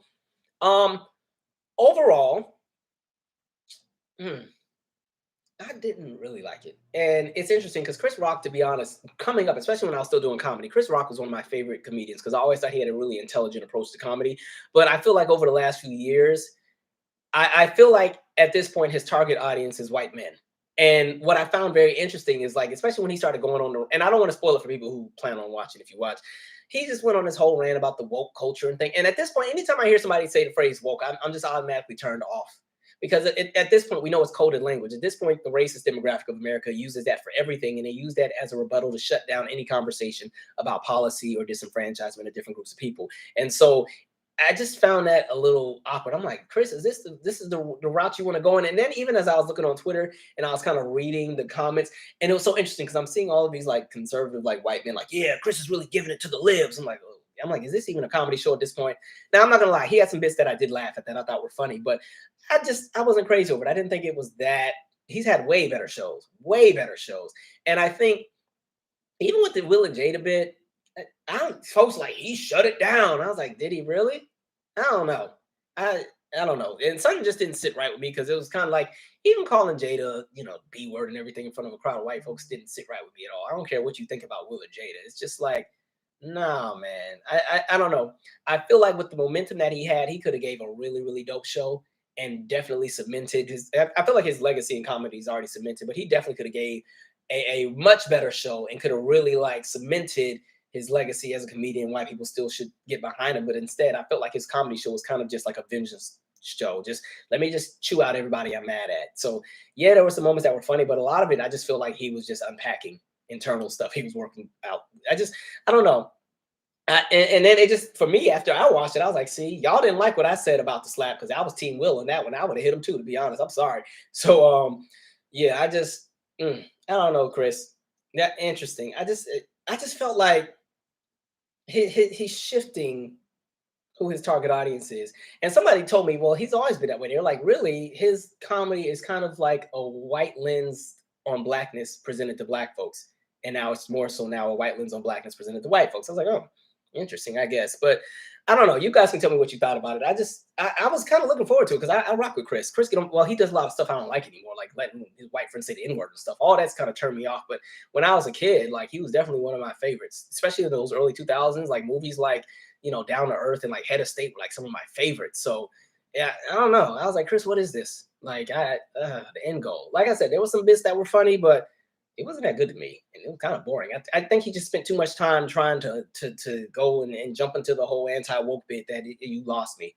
Maybe that's just me, I guess. But yeah, Chris was one of my favorites. And Everybody Hates Chris is one of my favorite sitcoms because I always felt like that was my life.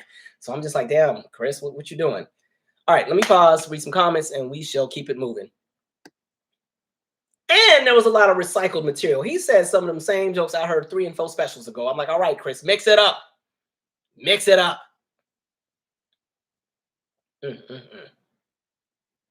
Now, Monique, I know you got a special coming too. Give us some jokes, Monique. I don't want you up there just going off about everybody you still mad at. I'm on your side with all your arguments, but we want to laugh. Like when I watch a comedy show, I want to laugh. I don't want to leave the show pissed off.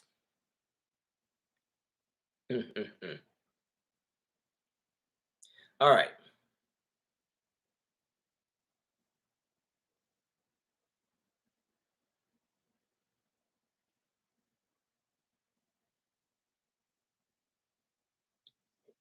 All right. Let's see here.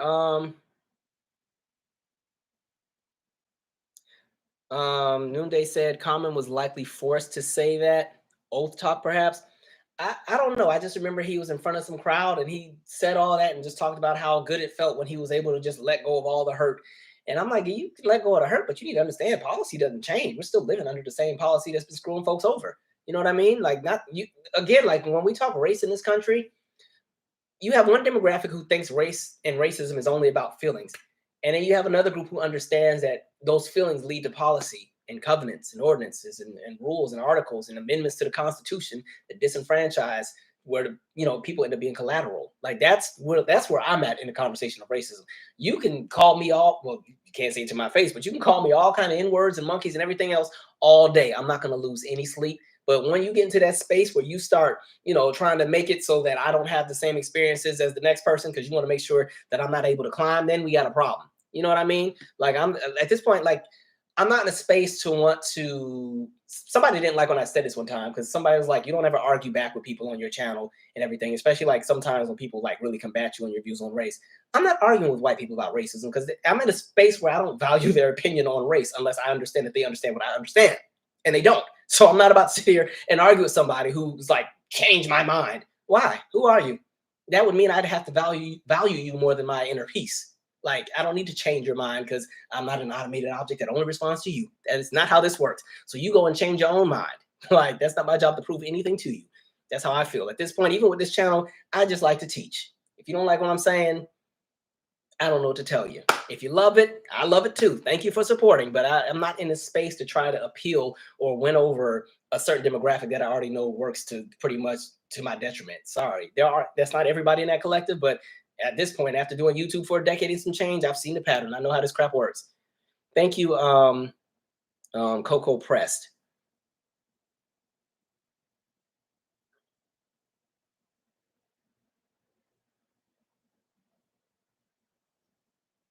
MTF gang said, I'm not a thief enough for the police to show. Even with my brother's thing, I was y'all really calling the police over some beef jerky. All right, I guess. Boy, that was a day though. I was like, Marcus, that was a day. Cause I was like, at least, cause I just knew he stole some video. Like, if you gonna get caught, you better get caught with the good stuff. If you're like, what? And then you let the greeter stop you. I wasn't encouraging him to go and run, but we only lived a few blocks down, and he was on the track team. I would have been gone. But and I just think it's stupid to do something like that in your neighborhood. Everybody knows who you are. Like we were in a small town. They would have figured out who you were. Use your brain. And you had money in your pocket. Birthday money. Mm, mm, mm.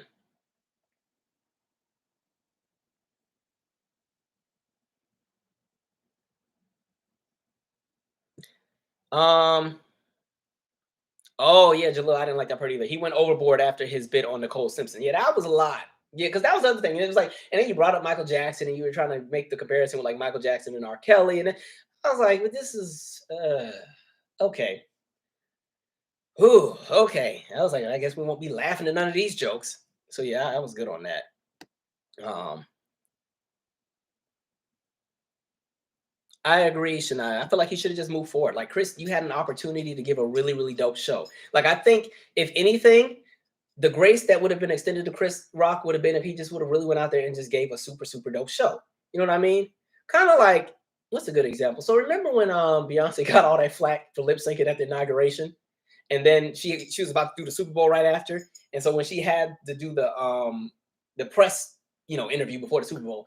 She didn't answer no interviews about the lip syncing thing. What she do? She just came right out there and sang the national anthem and said any questions and moved on. And people got over that the next, right away. And the next, it was the halftime show and nobody cared anymore. Like sometimes you got to learn to just move into the next. You don't even saturate and sit in something. Because at this point, the slap was a year ago. If you were going to address it, you should have been addressed it. You'd have built up all this momentum and got people hyped for what? Like, nah. You're going to insult my wife in front of millions of people and think I'm not supposed to feel some kind of way. Now, I'm not going to lie. If I was Will, I might have slapped him backstage. Maybe I might not have ran right up there in front of everybody. But, man. And then it was interesting because then even on social media, I saw everybody just start going after Jada. I was like, Jada hasn't said anything in like a year with any of this. She done, ever since the entanglement mess, you ain't really heard her say too much. So I'm like, why are y'all going after Jada? Like, man. And yeah, just the whole bringing up the MJ stuff. I'm like, the man is dead. And no matter how many different ways y'all want to try to paint whatever picture y'all want to paint about him, I agree. I used to be like, if I was ever MJ's attorney, I'd be like, you can't hang with these kids no more. It just don't look right. Even though you I guess you didn't have a childhood. All right, peace around church. It ain't working, man. Yeah, but like at the end of the day, every trial, not guilty, acquitted. On all accounts, every case, especially that first case, you found out that Chandler's dad was trying to extort him for millions and millions, and then decided since Michael wouldn't pay into his little Hollywood whatever, okay, well, I'm gonna just put all this out about you. Like they were trying to get Michael. They were trying to find everything they could find. They couldn't ever get nothing. Even in the Leaving Neverland documentary, like we're at the point where almost everything in the documentary was refuted. Just like, a mess. The man is dead. Like y'all gonna have to move on from that one. All right. So Chris, I don't know what that was about. Anyway, even like if the FBI can't get you, yeah, they don't have nothing on you then. I'm sorry. Let me see here. Okay, I want to shift. Okay, this one was interesting. I kind of thought it was funny. So I was seeing that they have Ford, and they were investing in technology that would allow their cars to self-repossess, meaning that if you didn't pay the bill, the car could automatically just drive out of your driveway and go back to the lot. Like, the way capitalism is doing its capitalism thing, that was crazy. Can you imagine? Imagine you're on a date, right? Well, I guess if you're on a date, you need priorities. You need to pay that car note first. Picture you're on a date. You don't went and pick the girl up and everything. Y'all don't went to the most extravagant restaurant, and now it started downpouring outside, and y'all are walking to the car, and the car pulls off without y'all in it, and it's going back to the dealership. Like, what kind of mess? Or I don't know, like your wife is in labor. You are driving to the hospital and you lose control of the car because it won't let you go to the hospital. It's going back to the Ford lot. Like your wife is cussing you out. Like, what are you doing? It's like, babe, I can't do nothing. The car's going to the lot. Like, imagine that. Like, y'all give people such a hard time when they come short on the bills. I said, if y'all got technology to do that, like, what the heck? Ford, first of all, y'all cars don't even be built that well. If you can do that, y'all can invest in some better infrastructure with the cars that y'all make. If you can make the cars self-repossess. That's some nonsense. I died when I saw that. Like, what kind of mess? It was kind of like the other thing I saw where they were talking about, I don't remember what airline, but they were talking about self-flying planes, like planes that would fly without a pilot. Listen, the way that these Teslas keep crashing every week, I'm not getting in a plane that flies on its own. Now, I do understand at this point with technology, these planes practically already fly themselves, to be honest. The pilots are just there just to kind of make sure everything's going well. But I'm not getting on a plane where there's nobody flying it. Like, I will be on a train if that's going to be the future because I ain't doing it. I'm scary already. Like, that already sucks. Just, I can't do it. And what happens, like, if something malfunctions and there's nobody in the plane to fix it? You know what I mean? Like, that's the reason why you kind of have pilots now. So when the stuff starts messing up, they go back into manual and the pilots kind of try to do what they can do. Like, I don't want to be on a plane and stuff goes wrong. There's nobody, there's nobody to fix it. Like, you could go in the cockpit and it's just the buttons moving on their own. Like, I got it. Okay. And the other thing I saw that was really interesting, which actually I thought was stupid. It was a TikTok, and it's this landlord. And so he was making this argument that people should tip their landlords. And he was saying, we will go and spend $4 on a drink at the coffee shop and tip the barista, but we won't tip the person that's providing us with a place to stay. And we won't tip, the person that's making sure that we have a roof over our head, but we'll tip the server at a restaurant, or we'll tip, somebody at a store. I'm just like,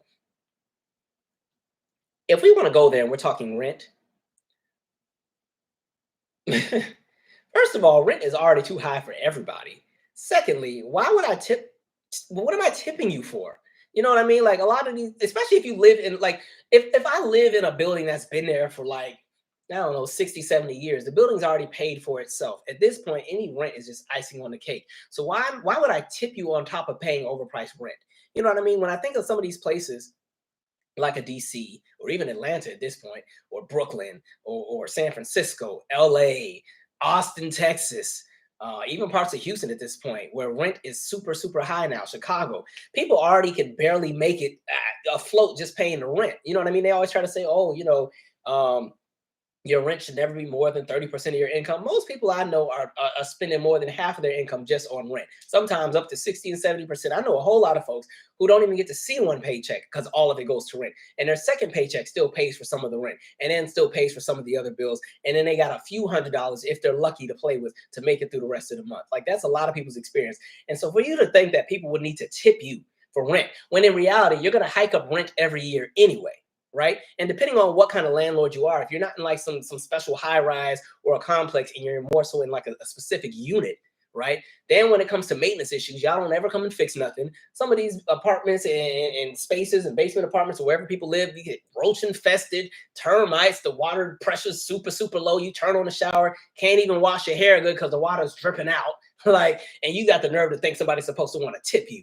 Get out of here. Then they give you a hard time too. Don't be a day late on rent because of some technicality. Like I remember one time, like when my dad died, at my old building, they didn't take rent electronically. You had to actually manually give them a check. But I wasn't in town. Like I was in Washington, dealing with the logistics of that. And so I had to like mail in a check. But by the time I got there, it was late. And then I was gone. Like I stayed at my parents' house for like 45 days when my dad died. I was making sure my mom was good. Right. And so when I got back, they had so many fees tacked onto this rent. Like by the time I had paid the difference, like I ended up paying almost twice the rent, even though the rent came on time. It was postmarked on time, but they were like, well, it's not by how it's postmarked. It's based on when it came to our office. And y'all want a tip. I got a tip for you, all right. But I think that's really stupid. I just think folks, rent is already extremely high and it's ridiculous. Like think about the fact that some of us are living in the same buildings from 30 and 40 years ago when rent was a few $100s. And now you got people who are paying upwards of $2,000 and $3,000 to be in those same units with less amenities, spaces that are even of a less quality. And then you want people to tip you. Like, I wish I could find that TikToker on the street. Like, man, get out of here. All right. All right, let me read a few comments and then we will keep going. Picture that. Rent is already too high. You want a tip. Then y'all don't want to give people the security deposit back. Look, the building I just moved out of a few months ago, I'm still fighting to get the security deposit. They're like, we mailed it. Well, it ain't here. I moved out in November, so I'm going to just come over there and I'm going to just pull up and y'all just going to rewrite the check since y'all claiming y'all sent it. Got the nerve.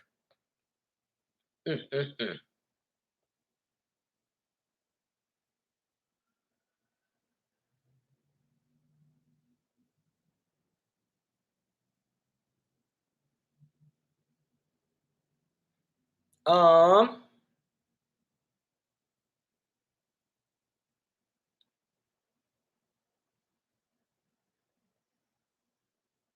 Somebody, Eric Williams said, the second that Ford tears through someone's garage, then they're going to be sued for more than what the car is worth. I just think the self-driving cars are not there yet.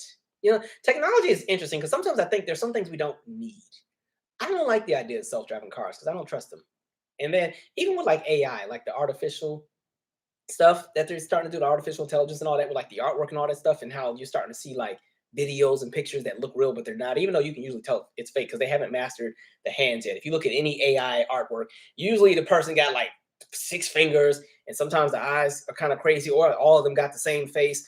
Like that crap is kind of scary. And it's interesting because now you're seeing it even with the music where they're using the AI technology to kind of emulate what certain songs would sound like if another artist sang them. Like I saw one clip the other day, and it was like Mariah Carey singing, I think, Whitney's "I'm Every Woman." Now Mariah Carey has never actually sang it, but with the technology, they were able to take snippets of all of the notes that she's been able to hit in the past and create like a new Mariah voice and kind of calibrate it to the Whitney song, and then have Mariah just match those notes. I was like, that's interesting. Now, I don't know if that's ever going to quite work because it sounds very soulless right now. It sounds very empty and mechanical. But I can definitely see the music industry trying to utilize that as a way to save money, so they don't have to pay artists. When they start making these fake artificial entertainers just so they can, get more of the cash. Crazy. Um,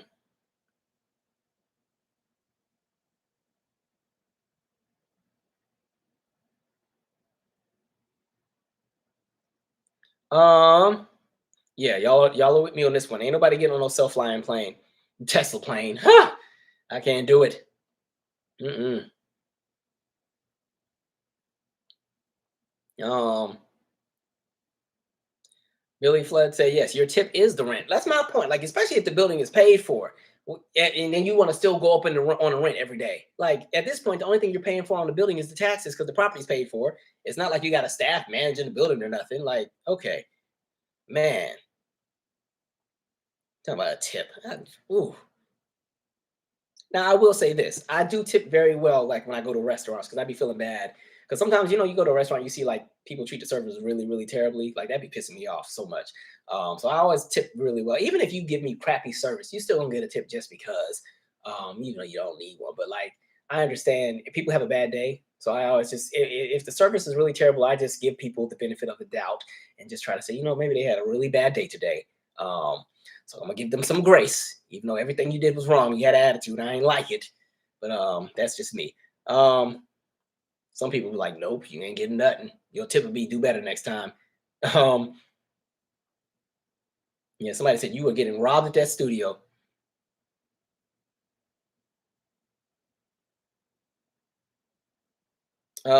Kathy Rodriguez said some one-bedroom apartments in major cities are over 2,000 a month. I know. Oh, every time I pay rent, I be like shaking, like, dang, man, I'm gonna start making more YouTube videos to counterbalance what I'm paying. Because my God, oh Lord, rent is too high. I'm so ready to own, man. But I should have purchased when I was planning to in the first time. Now it's a horrible time to go purchase. So I gotta ride out this wave. Like, man. I also saw this other story which I found interesting, and I have a story to go with it. There was this lady who was on TV. Now I don't know how real this is because when it comes to like some of those TV shows like Dr. Phil and stuff, this stuff be so fake. But there was this woman who was convinced that she was engaged to Omarion, and she was convinced. I mean, they're in a serious relationship. Now, mind you, she's never met this person. This is all through social media. And it reminded me of a story that I must tell. I was going to tell this in like a later episode of the podcast. So you probably still hear that like 5 or 6 episodes from now. But when I still worked at the center, actually, I'm not even gonna get that detailed. Just know there was an older woman I knew um, who was convinced that she was in a relationship with Keith Sweat. Like she really thought she was. And so she was probably about, I'll say about maybe 56, 57, right? And so she was one of those people that was on Facebook. Like with social media, I don't really do Facebook like that. I do have like the Calvin B. Michaels Facebook page. I be feeling bad because folks send messages and I don't see them for like 3 and 4 months because I'm really not on Facebook like that anymore. But she was on Facebook, and Facebook is kind of like the hellscape of fake accounts and everything. And so she somehow got connected with an account that was posing as Keith Sweat, right? And it was to the point where she really had convinced herself that they were in a relationship. And every time we would try to like tell her, like, hey, this isn't real, we'd get cussed out and we need to mind our effing business. And we all jealous and y'all don't know what love is and everything. And it was so bad because like one time, whoever this Keith Sweat person was, because it wasn't Keith Sweat, it's somebody. They made a whole, and mind you, all of the pictures are like professional pictures you just get off of Google. It wasn't like it was, Keith Sweat, with his friends at the bar, at the beach. No, it's like all professional promo pictures on the Facebook account. And it's an account that was created only like a few years ago, doesn't have a lot of interaction. And so she used to just show us the messages. And yeah. And so one time she was like, I had to send him $300 because he's in South Africa and he got stuck over there while he was on tour. And we were like, Keith Sweat is performing over at, it was like some venue out in like Virginia. We're like, he just performed like 2 days ago. He's not in South Africa. He should have been here. He ain't in no South Africa. He's not in no Virginia. He's in South Africa. I know where my man is. And we just like, so we just left it alone. And so I don't know if she's still in a relationship or not, but like she was sending that man or woman, I don't know who was it behind that account. She was sending them money and everything. And it would just be so interesting because then like Keith Sweat, of course, tours all year. Like he tours and he has like the radio show. So he's always in the DMV. And we're like, how come you don't ever go and like there's the show? Like, because you know, folks want to be petty. Like he didn't give you no backstage passes or nothing. And oh, she would cuss us out, be pissed about it. And then I don't know what happened, but I felt bad one day because like she said he was gonna FaceTime her. So she got all dressed up and everything. I mean, put on like this Sunday floral dress, thick coat of red lipstick. You know, like when the older women back in the day, when they used to do the lipstick, they put it on and go like mash it together. Just she didn't really wear makeup like that. So she didn't put on that red lipstick, put on the dress thing. She never told us what happened with the FaceTime. I don't know if it happened or not, but I felt so bad because she was so happy. She was in a happy relationship with somebody she ain't ever talked to, just through Facebook Messenger. I said, Facebook is another planet. It really, really is.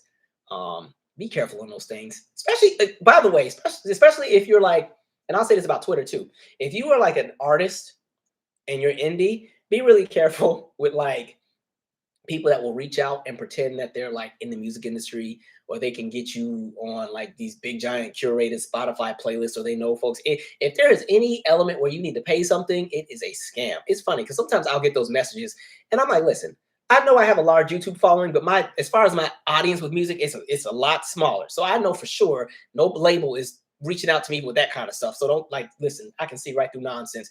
And then one time, oh, that's what I was gonna tell y'all. He was on freaking American Greed. I was telling this to my writing partner the other day.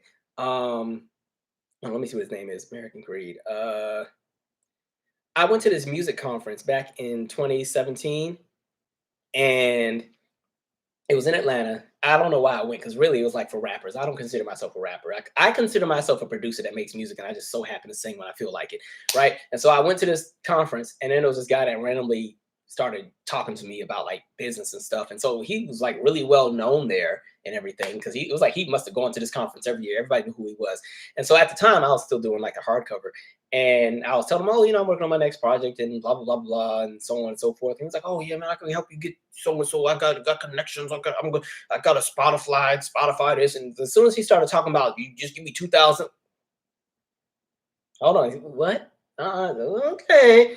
And next thing you know, I'm randomly on my couch watching American Greed, right? American Greed is that show that comes on CSNBC about the scammers and stuff. I'm watching American Greed. Literally the same guy. They did a whole episode on him. And he was this guy that scammed all of these different artists, talking about he would get them access to the Grammys and everything. And he would show up on the red carpet with like a trumpet and everything. I was like, that's the same.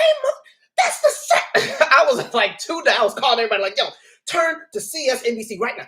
That is who I was talking about. Like, it was the funniest thing. So yeah, be careful on the internet because folks are crazy. My discernment is real good. I can see through some BS real quick. So unfortunately, I was not a victim because I was like, nah, this something don't sound right. I'm not paying an arm and a leg for that kind of stuff. Like, nah, that's not how this works. Anyway, what else did I want to talk about? Oh, somebody was asking me about Deion Sanders. So we know that Deion Sanders at this point, he left the HBCU. He's over in Colorado. Cool. But there's some footage of him where at this point, he kind of wants to bring the HBCU culture to Colorado, right? He kind of wants to bring what the bands are doing, you know, because, you know, if you've ever been to an HBCU, the game is great, but nobody's paying attention to the actual game. Everybody is paying attention to the music, right? When I was at Howard, the game was cool. Howard wasn't really that good when I was there at football most of the time. My senior year, they were pretty good, though. But everybody is there for the band. Like if you go to homecoming, as soon as halftime is over, everybody clears out, right? Because the games are lit for the music. The band is going to be doing its thing. Then you got the bisonettes, which are like the girls that be doing it. And then you got the ooh la la girls, which is like the same, another group of girls that they're going to be doing the same thing, but just a little bit differently. So they pop. And then the cheerleaders are doing and there's like 15 dance teams and all this. Like the games are lit, right? The band does all this stuff with a whole bunch of like crowd interaction, and they're going to be playing all the songs that y'all used to play at the cookouts and everything. It's a great, grand old time. So I'm like, Deion, listen, I know you left to get the bigger check, and I understand, do what you got to do, but you don't get to try to hijack HBCU culture and bring it to these white schools, because what's going to end up happening if you are successful, then all the other schools are going to start doing the same thing. And then they're going to do exactly to HBCU music programs what they did to HBCU sports programs when they snatched up all of our athletes after Brown versus Board education. And then you watch a lot of the sports programs at HBCUs crumble as the sports programs at white schools got larger and larger, and they got TV endorsements and TV deals and ESPN this and Fox Sports that, and millions of dollars made for the university. And next thing you know, then it's EA Sports and all of these different things and video games and millions of dollars that HBCUs were left out of, and watch them do the same thing to the music programs, right? Let a few of these white schools start having some bands that start cranking for real. Watch them start recruiting out of the HBCUs and still in that entire culture, all right? You're going to go to the University of Montana, if that's a school, and it's going to be some white girls coming out there to blow the whistle, dancing, getting it in, and that's going to be some wild stuff. So nope, you want to go to Colorado, enjoy it, but you stay out there and you do what they do over there. You better enjoy it, all right? Reminds me of like my high school. Like, I know my high school, I remember when I got to Howard, I was in shock because I had never seen anything like that. You know, like I went to, my school is diverse, but the way that the school moved was still kind of like white. So, you know, when we'd have our games, you know, even the school song was like, how did that go? Wave the flag for Spanaway set. No, I noticed because I was student body president, so I had to know the song. Silver the color grand. Ever shall our team be victors, known throughout the land. Boom, boom, boom. With the grand set knows to lead us. Without a fear, they'll stand. Go team, wave again the zero banner. For the set knows everywhere. Hey, you know, I went to the whitest school. And so when I got to Howard, right? And I got to Howard, and I had never seen anything like that, minus when I saw Drumline.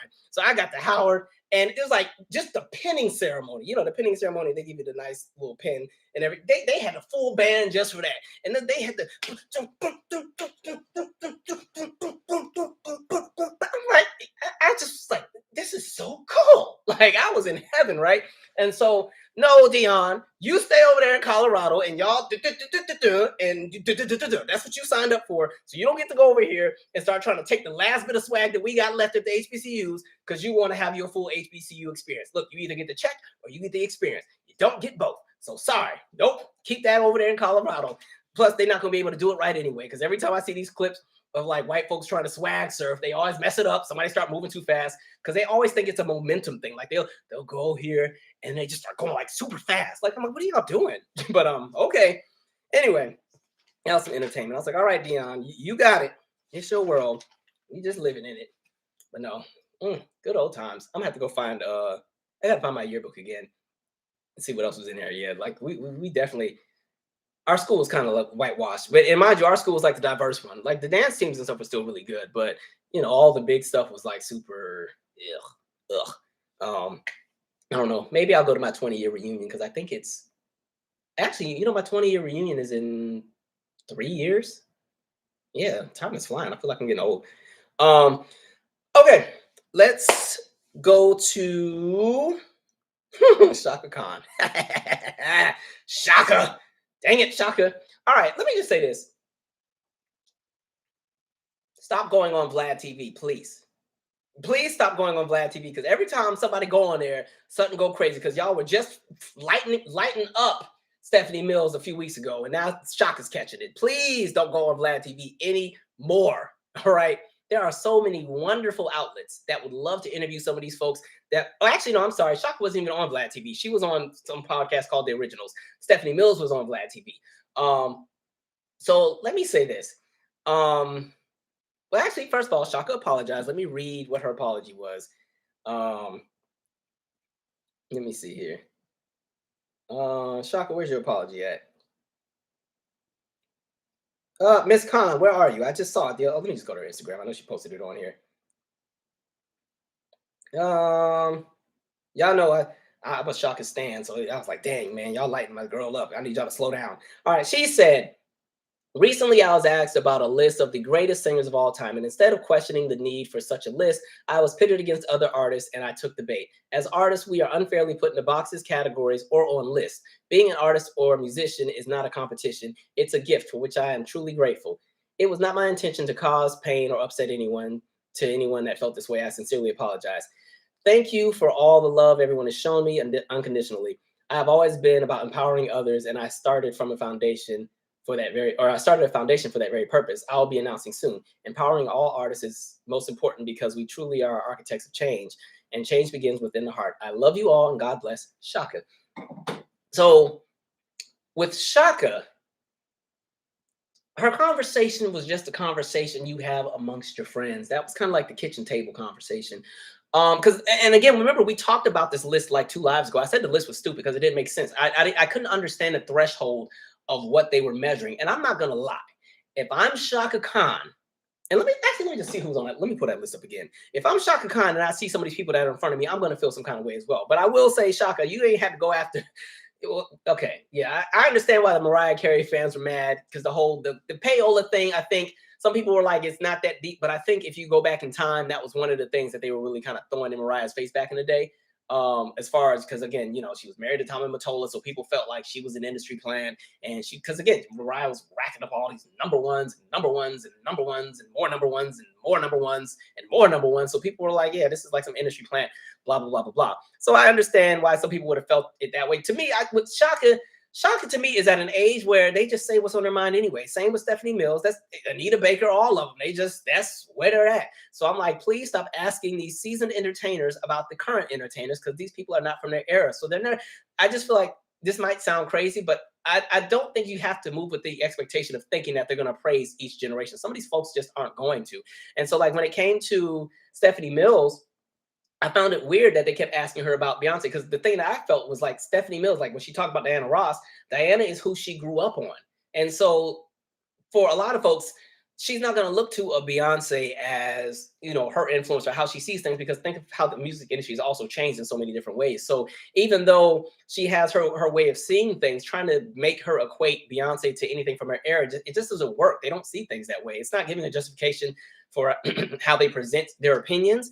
But I think it's in poor taste to constantly ask all these seasoned entertainers about the younger artists. Now, I will say on the flip side, there are other entertainers who are very warm. Like everybody loves a Patti LaBelle because Patti loves everybody, right? So not everybody's going to be a Patti. Some people are going to feel some kind of way, especially if the industry wasn't good to them. Let me pull this list up. But like I said, yeah, please stop asking these entertainers their opinions on that. And I'm like, Chaka, please, no more, because Chaka just doesn't care anyway, to be honest. Chaka gonna say whatever she wants. Like even remember when Versus ended. Now she was already feeling good on Versus, right? But the funniest bit for me with Versus is that very end when she's walking off the stage and she says, F that. Like Chaka's in another planet, okay? She's still one of my favorites, but I be like, please don't ask Chaka nothing, because she gonna say something that's gonna get everybody pissed off. Yeah, I'm gonna need y'all to stop interviewing some of these folks. Like, if you're gonna interview them, give them some questions that really correlate with really like their musical experience. A lot of these folks are asking questions that they stir up controversy. They stir up debate. Like, why even present a question where you're gonna make her? Because if you listen to it, it's like, how do you feel about that? These people are above you. And I'm sorry, Chaka Khan could probably sing circles around everybody on that Rolling Stone list, minus about 2 or 3 people. But at the end of the day, like, why are you trying to size her up on that? You know what I mean? If we go back to this list again, because we definitely went through it before. Dang, Chaka, where this list at? I feel like they done snatched it down. Hold on.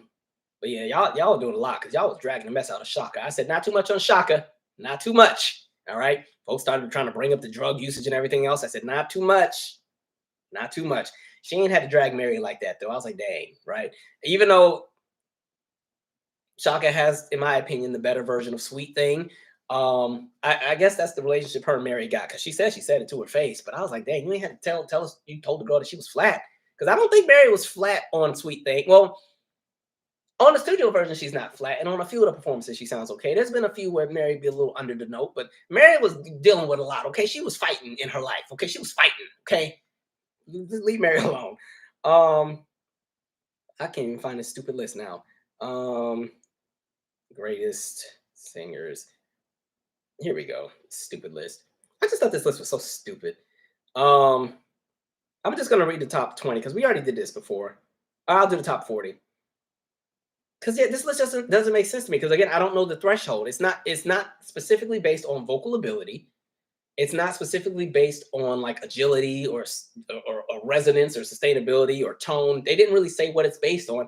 So the list is weird. There's these really, really great singers, and then there's some that are more so just commercially appealing. So like number 40 is Aaliyah. And like I said, I think Aaliyah has a really, really strong image. Would I put her in the top 40 of greatest voices of all time? In my opinion, no. Does that mean she can't sing? Absolutely not. I just wouldn't put her that high on the list. Louis Armstrong, 39. Curtis Mayfield, 38. Van Morrison, 37. Kurt Cobain, 36. Dusty Springfield, 35. Tom York, 34. Bessie Smith, 33. David Bowie, 32. I never thought David Bowie could sing, so I don't know why he was that high. Nothing against David. Rest in, and then look, and then 31, Luther Vandross. Now I will say, David had a good ear. He knew who to surround himself with because Luther was definitely singing with David. But for Luther to be 31, I said, okay, all right. Once Luther was at 31, I just knew everybody above 31 could sing circles around Luther. It just had to be. And then when we get to number 30, Hank Williams, that's like some country dude with a guitar. I was like, now you know Hank was not doing nobody's superstar in Here and Now. All right. 29, Shaka Khan. I said, okay, all right. 28, Mahalia Jackson, who should have been a lot higher. Dolly Parton, 27. We love Dolly, but Dolly can't sit in a room with Mahalia Jackson or Shaka. That would have moved Dolly down. Sorry, Dolly. We love you, though. Dolly's one of the unproblematic entertainers. She don't bother nobody. Paul McCartney, overrated. They got him at 26 above all of them. I said, you could have moved Paul McCartney to about number 70, to be honest. Mary J. Blige, 25, in front of everybody. I'm not going to say nothing because I love Mary. George Jones, 24. Smokey Robinson, 23. I think Smokey has an amazing falsetto. I don't know if I want Smokey at 23, but I would, if I gave Smokey 23, I'd give him 23 for being a producer and writing so many great hits in the Motown era. But Smokey doesn't really have a chest voice. Adele, 22. I think Adele's claim to fame is her tone, but Adele, I think is great, but 22, I don't know. If you want to talk about album sales, sure, but Nina Simone, 21. Marvin Gaye, 20. Frank Sinatra, 19. Celia Cruz, 18. Elvis Presley, 17. Over Shaka Khan. Prince, 16. That's another interesting one. Prince, I think, is... See, this is why I was like, I don't know what the threshold of this is. Is it more so the voices that are the soundtracks to people's lives and they have cultural impact over decades and decades? Then that's how I can see this list making sense. But if it's vocal ability, I'm lost. And that's not saying Prince can't sing, but it's saying that, there are people that were listed, below Prince that have a wider range than Prince, have a different tone than Prince. I remember reading one of his interviews. He was talking about how he likes to sing in falsetto. He didn't like singing out of his chest because he said it was uncomfortable. And so falsetto was great, but yeah, that's his main claim to fame. Now his ear is genius. Like y'all know, he's my biggest influence artistically. So, Bob Dylan, I've always felt was overrated. I'll give him more credit for being a guitarist than an actual singer. Freddie Mercury, 14. I'll let Freddie stay. Freddie got it in. Freddie was a great vocalist. Patsy Cline, I'll even let her stay. She gets it in too. John Lennon, 12. I would have moved him way down too. Y'all gas him up so much. Rest in peace, but he's a little too high for my liking. Little Richard, number 11. Al Green, number 10. Otis Redding, number 9. That's a good spot. Beyonce, number 8. Stevie Wonder, number 7. Ray Charles, 6. Mariah, number 5. Billie Holiday, number 4. Sam Cooke, number 3. Whitney, of course, number 2. Aretha, number 1.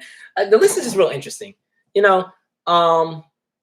But yeah, get into Shaka though. I think for a lot of people in Shaka's generation, they got a short end of the stick by the industry. So I think a lot of them do feel some kind of way about how the industry kind of treated them versus those that came in the later generations. But I don't like those kind of lists, and I hate when they kind of pit the artists against each other because like these are all the people I love. So when you watching your fave try to drag another one of your faves who you're like, wait a minute, hold on, not too much on Mary, wait, not too much on Mariah, hold on, wait a minute. And yeah, it sucks because then you start the generational arguments, and then people who weren't around for the impact of a Stephanie Mills or a Shaka Khan, who aren't familiar with their stuff, they automatically dismiss all of their accolades because they're not from that era and so on and so forth. And then even generationally, older generations tend to dismiss a lot of the new kids and think everybody sucks. And it's interesting. But yeah, Shaka, we love you, but please, no more, please. By the way, I told y'all one of the greatest concerts I ever went to was Shaka Khan like 2 years ago. That's why she was making me mad, like because sometimes she'll be real consistent and then she'll have moments where you don't know what she's up there doing. Because that national anthem, I was like, Shaka, like, man, now I gotta try to explain this to everybody. But no, then I saw her in 2021, one of the best concerts I ever went to. Shaka just these notes just came out of nowhere. I'm like, how do you do that at 69 and still sound like 1979? Make it make sense. Let me read some comments. Let me see what y'all on here fighting about. All right. Oh yeah, and Chaka is an Aries. You know, Aries like to fight. They be ready at all times. Aries be ready. Hey, wait, what's Mariah? Is Mariah an Aries too? She's an Aries, right? Her birthday's the end of March. I think she's an Aries too. Well, let them duke it out. But man. All right, let me go back up. I'm gonna read up way up here. Let's see. Why are my comments not loading? All right, I'll just go from here. Somebody said unseasoned. Don't be talking about my high school. We were lit. um, Somebody said going through a PWI has given me swag surf PTSD. Oh, I'm sick of swag surfing. I can't stand it. All right. Yes, it also kills me when black legends go in there. I don't know. I love, and again, like with Shaka, I really don't think she said anything terrible. Y'all can fight me on that. Minus the payola thing was just kind of talking to just be talking, but um, yeah, I mean, she had a point where she was saying a lot of folks just don't sing the same way. It's a different standard in music. With Shaka and them come out of an era where you didn't have a lot of studio help. You had to record a lot of your songs in one take with a live band. And so a lot of times those songs had such a rawness to them because by the time they did their 5 or 6 takes or 8 takes to do a song, it just there's a different rawness to it. As opposed to we're in a modern era where, like I said, you can just do a whole lot of comps and stuff and literally record each stanza individually exactly how you want it and go back and clean it up and come up with these really, really perfect, arrangements compared to people who came out of an era where they had to just sing, barefoot pregnant and just flat footed and get it all out there. Just different era. You know what I mean? So yeah, but people were, yeah, I don't know. No more Vlad, please. Please stop going there.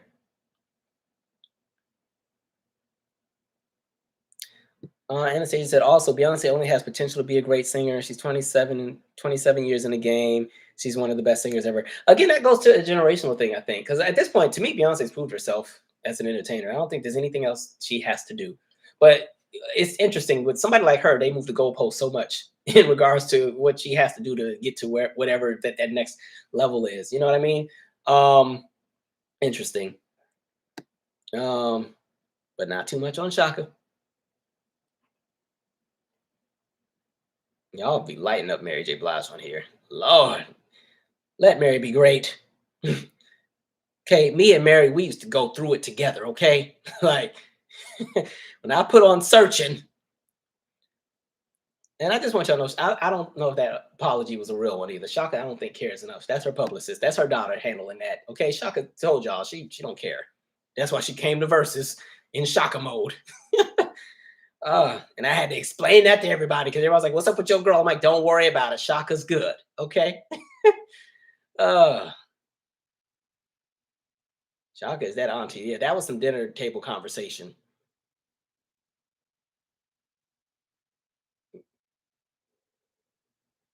Oh, I forgot about Aretha Franklin. Remember, Aretha don't like nobody either. Aretha, be quick to let you know something. Like, what?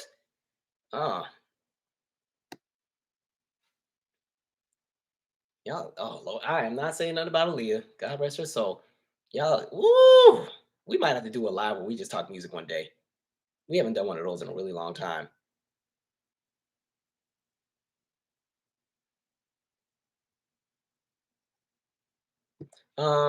Effie Gray says Shock only called out one white person, Adele. So if she would have spoken on other singers, it wouldn't have come off like personal attacks.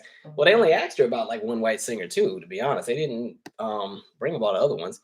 I just feel like the interviewer was like purposely trying to start things like, oh, how do you feel this person is above you? I'm like, why y'all gonna do that?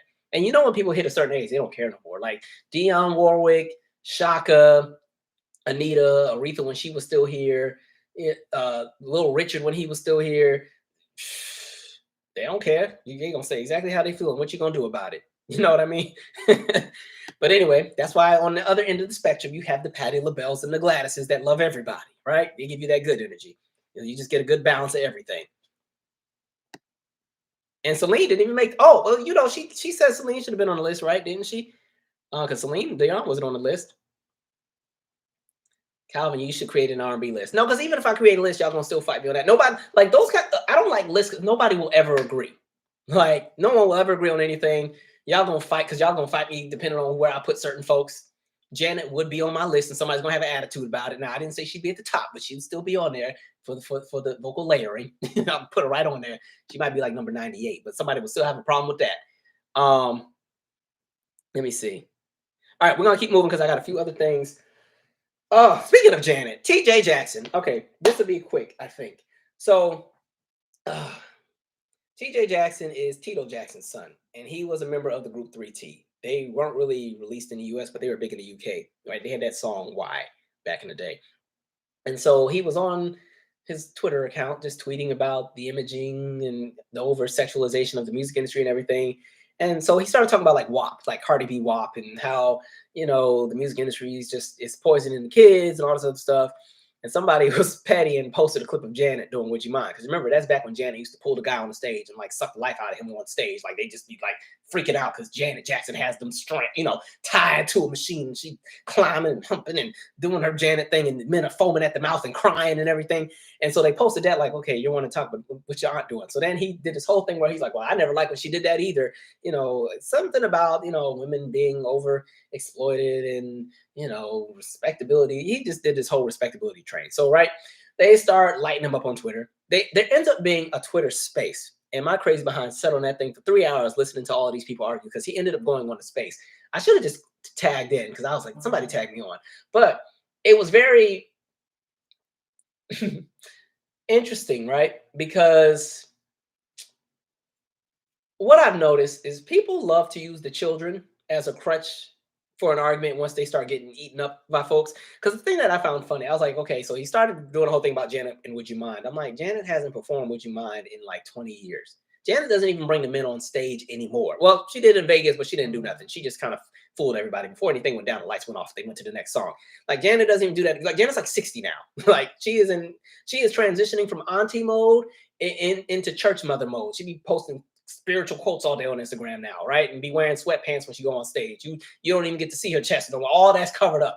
But anyway, I found it interesting because the conversation started going to like, well, what's the threshold of what's appropriate and what's not? Because again, he kept trying to say this thing because somehow people felt like he was saying something about the hoe, right? Something about, because with WAP, the line, there's some hoes in his house, and somehow it correlated to the conversation with Janet. So people are like, are you calling your aunt, that word? And he's saying, no, it's not that, and so on and so forth. But he just started ranting about WAP and all that, and the children they got all these bad influences, and the whole industry is this, and black women are exploited by the industry, which I do agree with that part. But the problem is he just he didn't have the range for the conversation he was trying to have, and it didn't go well. It was embarrassing. I was like, sir, please stop. And they were just lighting him up because the women in the space were saying women should be in a space where they can take ownership of their own sexuality and their own image.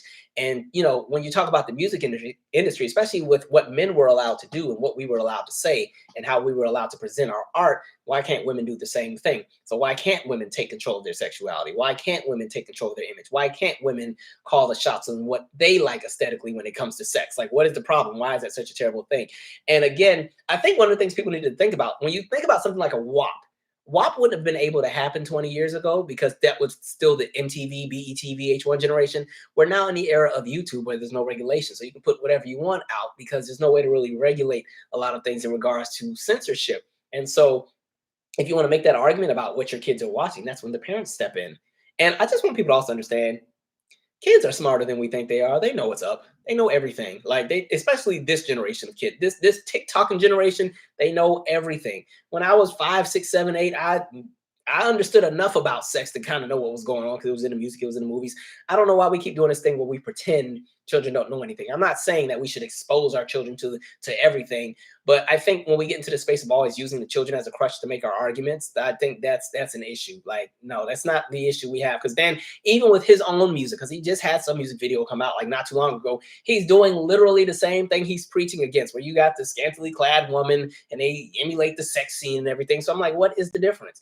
And so it was weird. And then one of the other things I found funny, it was kind of like he kept ranting about black folks need to travel more and see the rest of the world, because he kept trying to say that outside of the United States, black women are loved and praised, and they're not treated the same way in the United States, and that's because of the imaging we put out there on them. I'm like, I don't know what part of the world you've been to, but I lived abroad. It was the same nonsense over there as it is over here. I don't know. He was on some weird stuff. And he started talking about we need to all follow Boyce Watkins. I was like, see, that's where you messed up right there. Nothing against Boyce, but that's not the person you need to reference in this conversation. Either practice what you preach or shut up.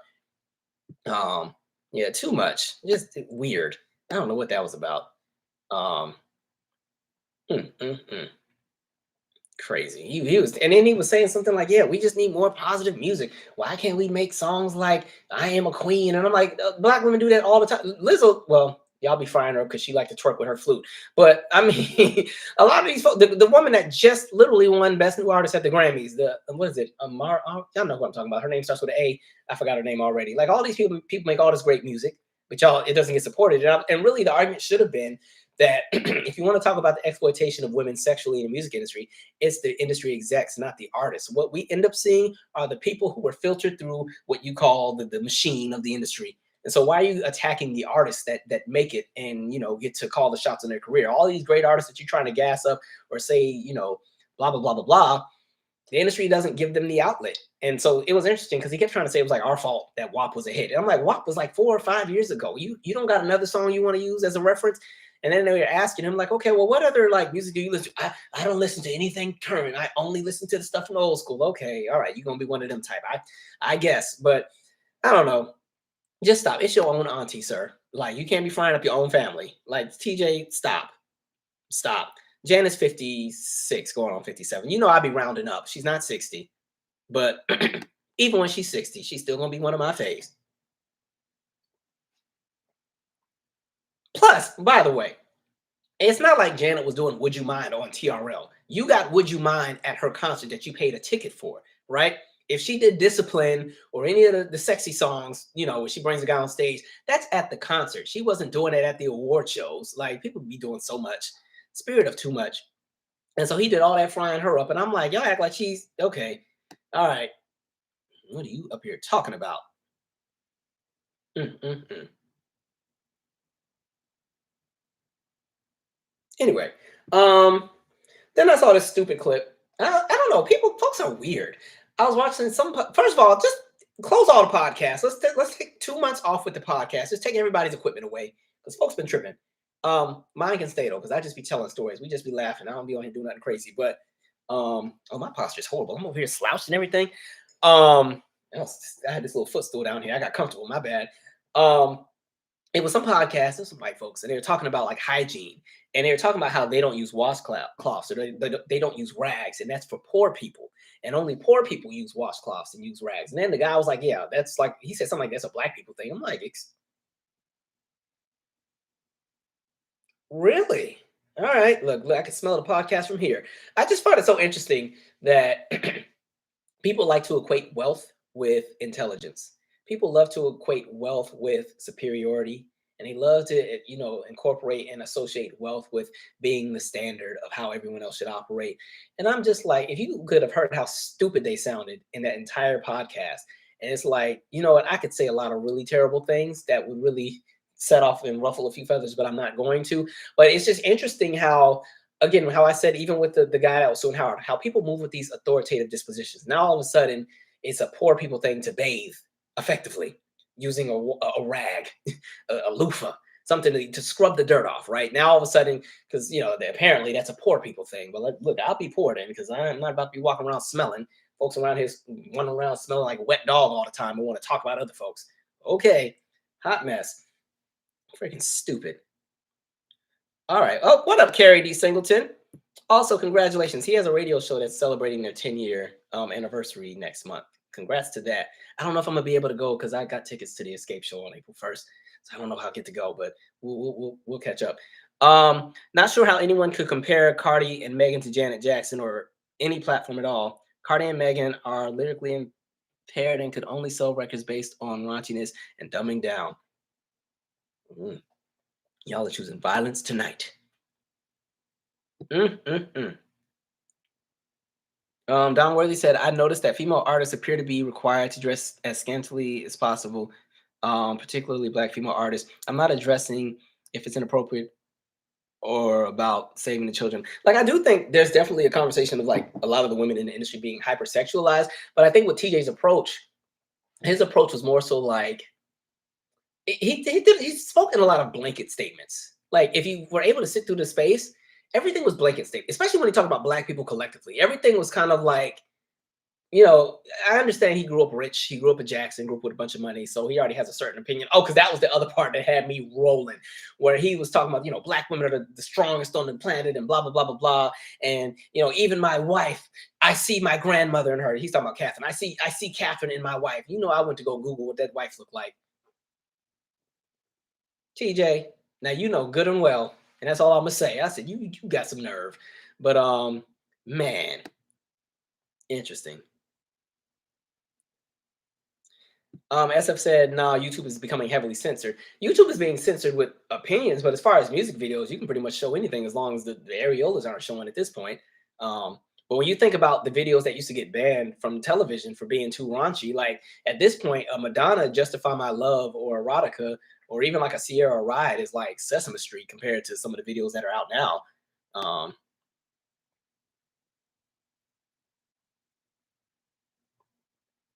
Poison Ivy said, "No one is letting their 5-year-old listen to Cardi, so why would she allow or her daughter to listen?" That was the other thing too. Like again, I feel like parents have discernment on what they can play. Like I remember my parents were pretty lenient with what I listened to, but I know for sure like when Patra's Pull Up to the Bumper came on, my dad used to like change the channel. We're not about to sit here and watch this. Nope, nope, nope, nope. Parents have their own discernment with what they want to do.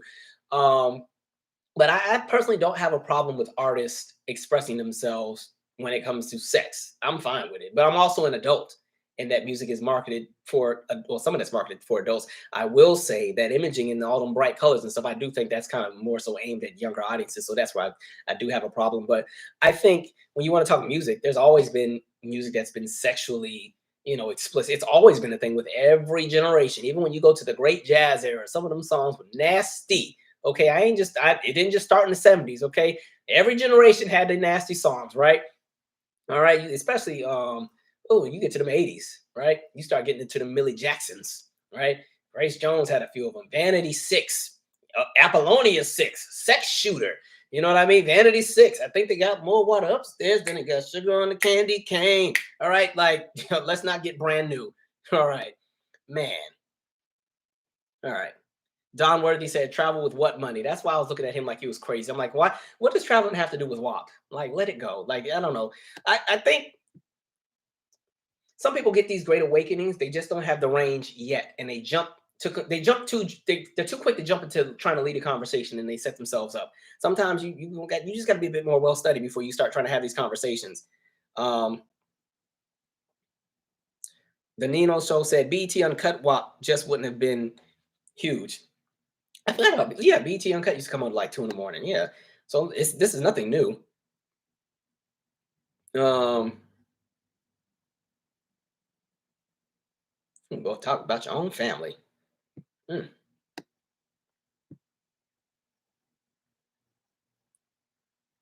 Said, and that's why your dad said no. Yeah, my dad. Well, see, my dad too. Like, I think they knew I saw a little too much too soon because they used to like let me just watch whatever videos I wanted. And then you start repeating lyrics and stuff. They're like, "Wait a minute, hold on. What were you singing?" Like, okay, but yeah. Avocado Queen. Calvin, it's for adults, but kids are inevitably exposed to sexual content and it's normalized. But my thing with that is it's always been, even when we were kids, it was the same way. It's just in a different form. I'm not saying it's okay, but I definitely think a lot of times we get to the space where we pretend that when we were kids, everything was Sesame Street and Allegra's window, and it wasn't, at least in my opinion. Like, okay, like I think back to some of them videos that were out when I was little, and even like, oh, I remember my parents almost let me go to the Up and Smoke tour until they realized what was happening on that stage. They said, "Oh, absolutely not." Which I found funny because just a year earlier I couldn't go to the Fan Mail tour because that was too raunchy. But they were about to almost let me go to the Up and Smoke tour back in the day. Like, man, yeah, a lot of these videos are terrible. Yeah, and half of y'all aunties, okay, D'Angelo, Untitled, half of y'all aunties were going to the concert just to see him. Didn't even know none of the D'Angelo songs. You just want to see him take his shirt off. But no, I do think the industry is a little bit more, it's hypersexualized. It definitely is. But I think I don't know. I think we just got to get to the space where parents have to have discernment with what they expose their kids to, and then you also need to have conversations with your kids about certain things too. Don't let the TV and the internet raise your children, and then kind of get mad. And it looks like my live is freezing. So somebody who follows me on Instagram, please send me a message and tell me that my live is still going, because I feel like this is the second time that has happened. So I'm just gonna keep talking until somebody on IG says, "Hey, Calvin, your live is still live." So we'll just sit here and wait. Yeah, one of y'all text me like ASAP. ASAP. Because why is this thing like freezing? This thing's so annoying. Oh, thank you, pals. Teeth. Look. I'll be the real MVPs. Oh, by the way, I don't know where I put it. I was about to show the gift you mailed me. He sent me the vinyl of Mariah's Christmas album like a year or two ago, which is pretty dope. Thank you for that. Last few things. Oh, would y'all be interested in this? Now, this is not something I would want to do, but it's like this 3-year voyage where you're on a cruise ship for 3 years for $29.99 $29,999, and you get to stay on a cruise ship for a total of 3 years. I don't think that's enjoyable. I feel like you'd lose your mind. You'd get sick of everybody on the boat. You'd get sick of being on the boat. You're going to run into a bunch of storms. 3 years is a long time to be limited to one space. That just does not sound enjoyable to me at all. Like, I don't know. I was like, that sucks to me, if we're being honest. I don't know. Who would actually be interested in that? Like somebody respond on that one. I still can't see my live chat, so y'all can keep chatting away, but I'll eventually get to see it when I see the replay, unless this thing unfreezes itself. That's why I said it's time for some new equipment.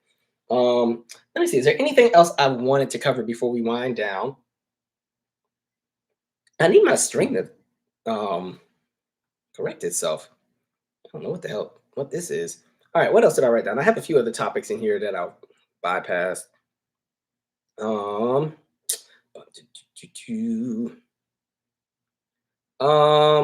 talked about the lawsuit. We talked about that.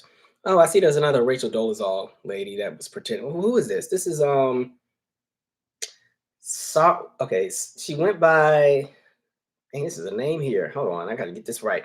She went by Raquel Avita Saraswati, and she was marketed and presented herself as an American Muslim activist and writer, and went on all these different shows talking about the plight of people from the Arab community and what it's like to be Muslim and discrimination, this, that, and the third. And it turned out she was a white girl this entire time. Her real name was Rachel Elizabeth Seidel, and she is not a person of color, according to her mother. Yeah, for Muslim activist for years, who encouraged people to believe that she is a woman of color, including a Latina as well as South Asian and of Arab descent, and is the AFSC's Chief Equity, Inclusion, and Culture Officer, a senior position that gives her access to the files of dozens of the organization's staff and volunteers. Okay, Rachel Dolezal Part 2.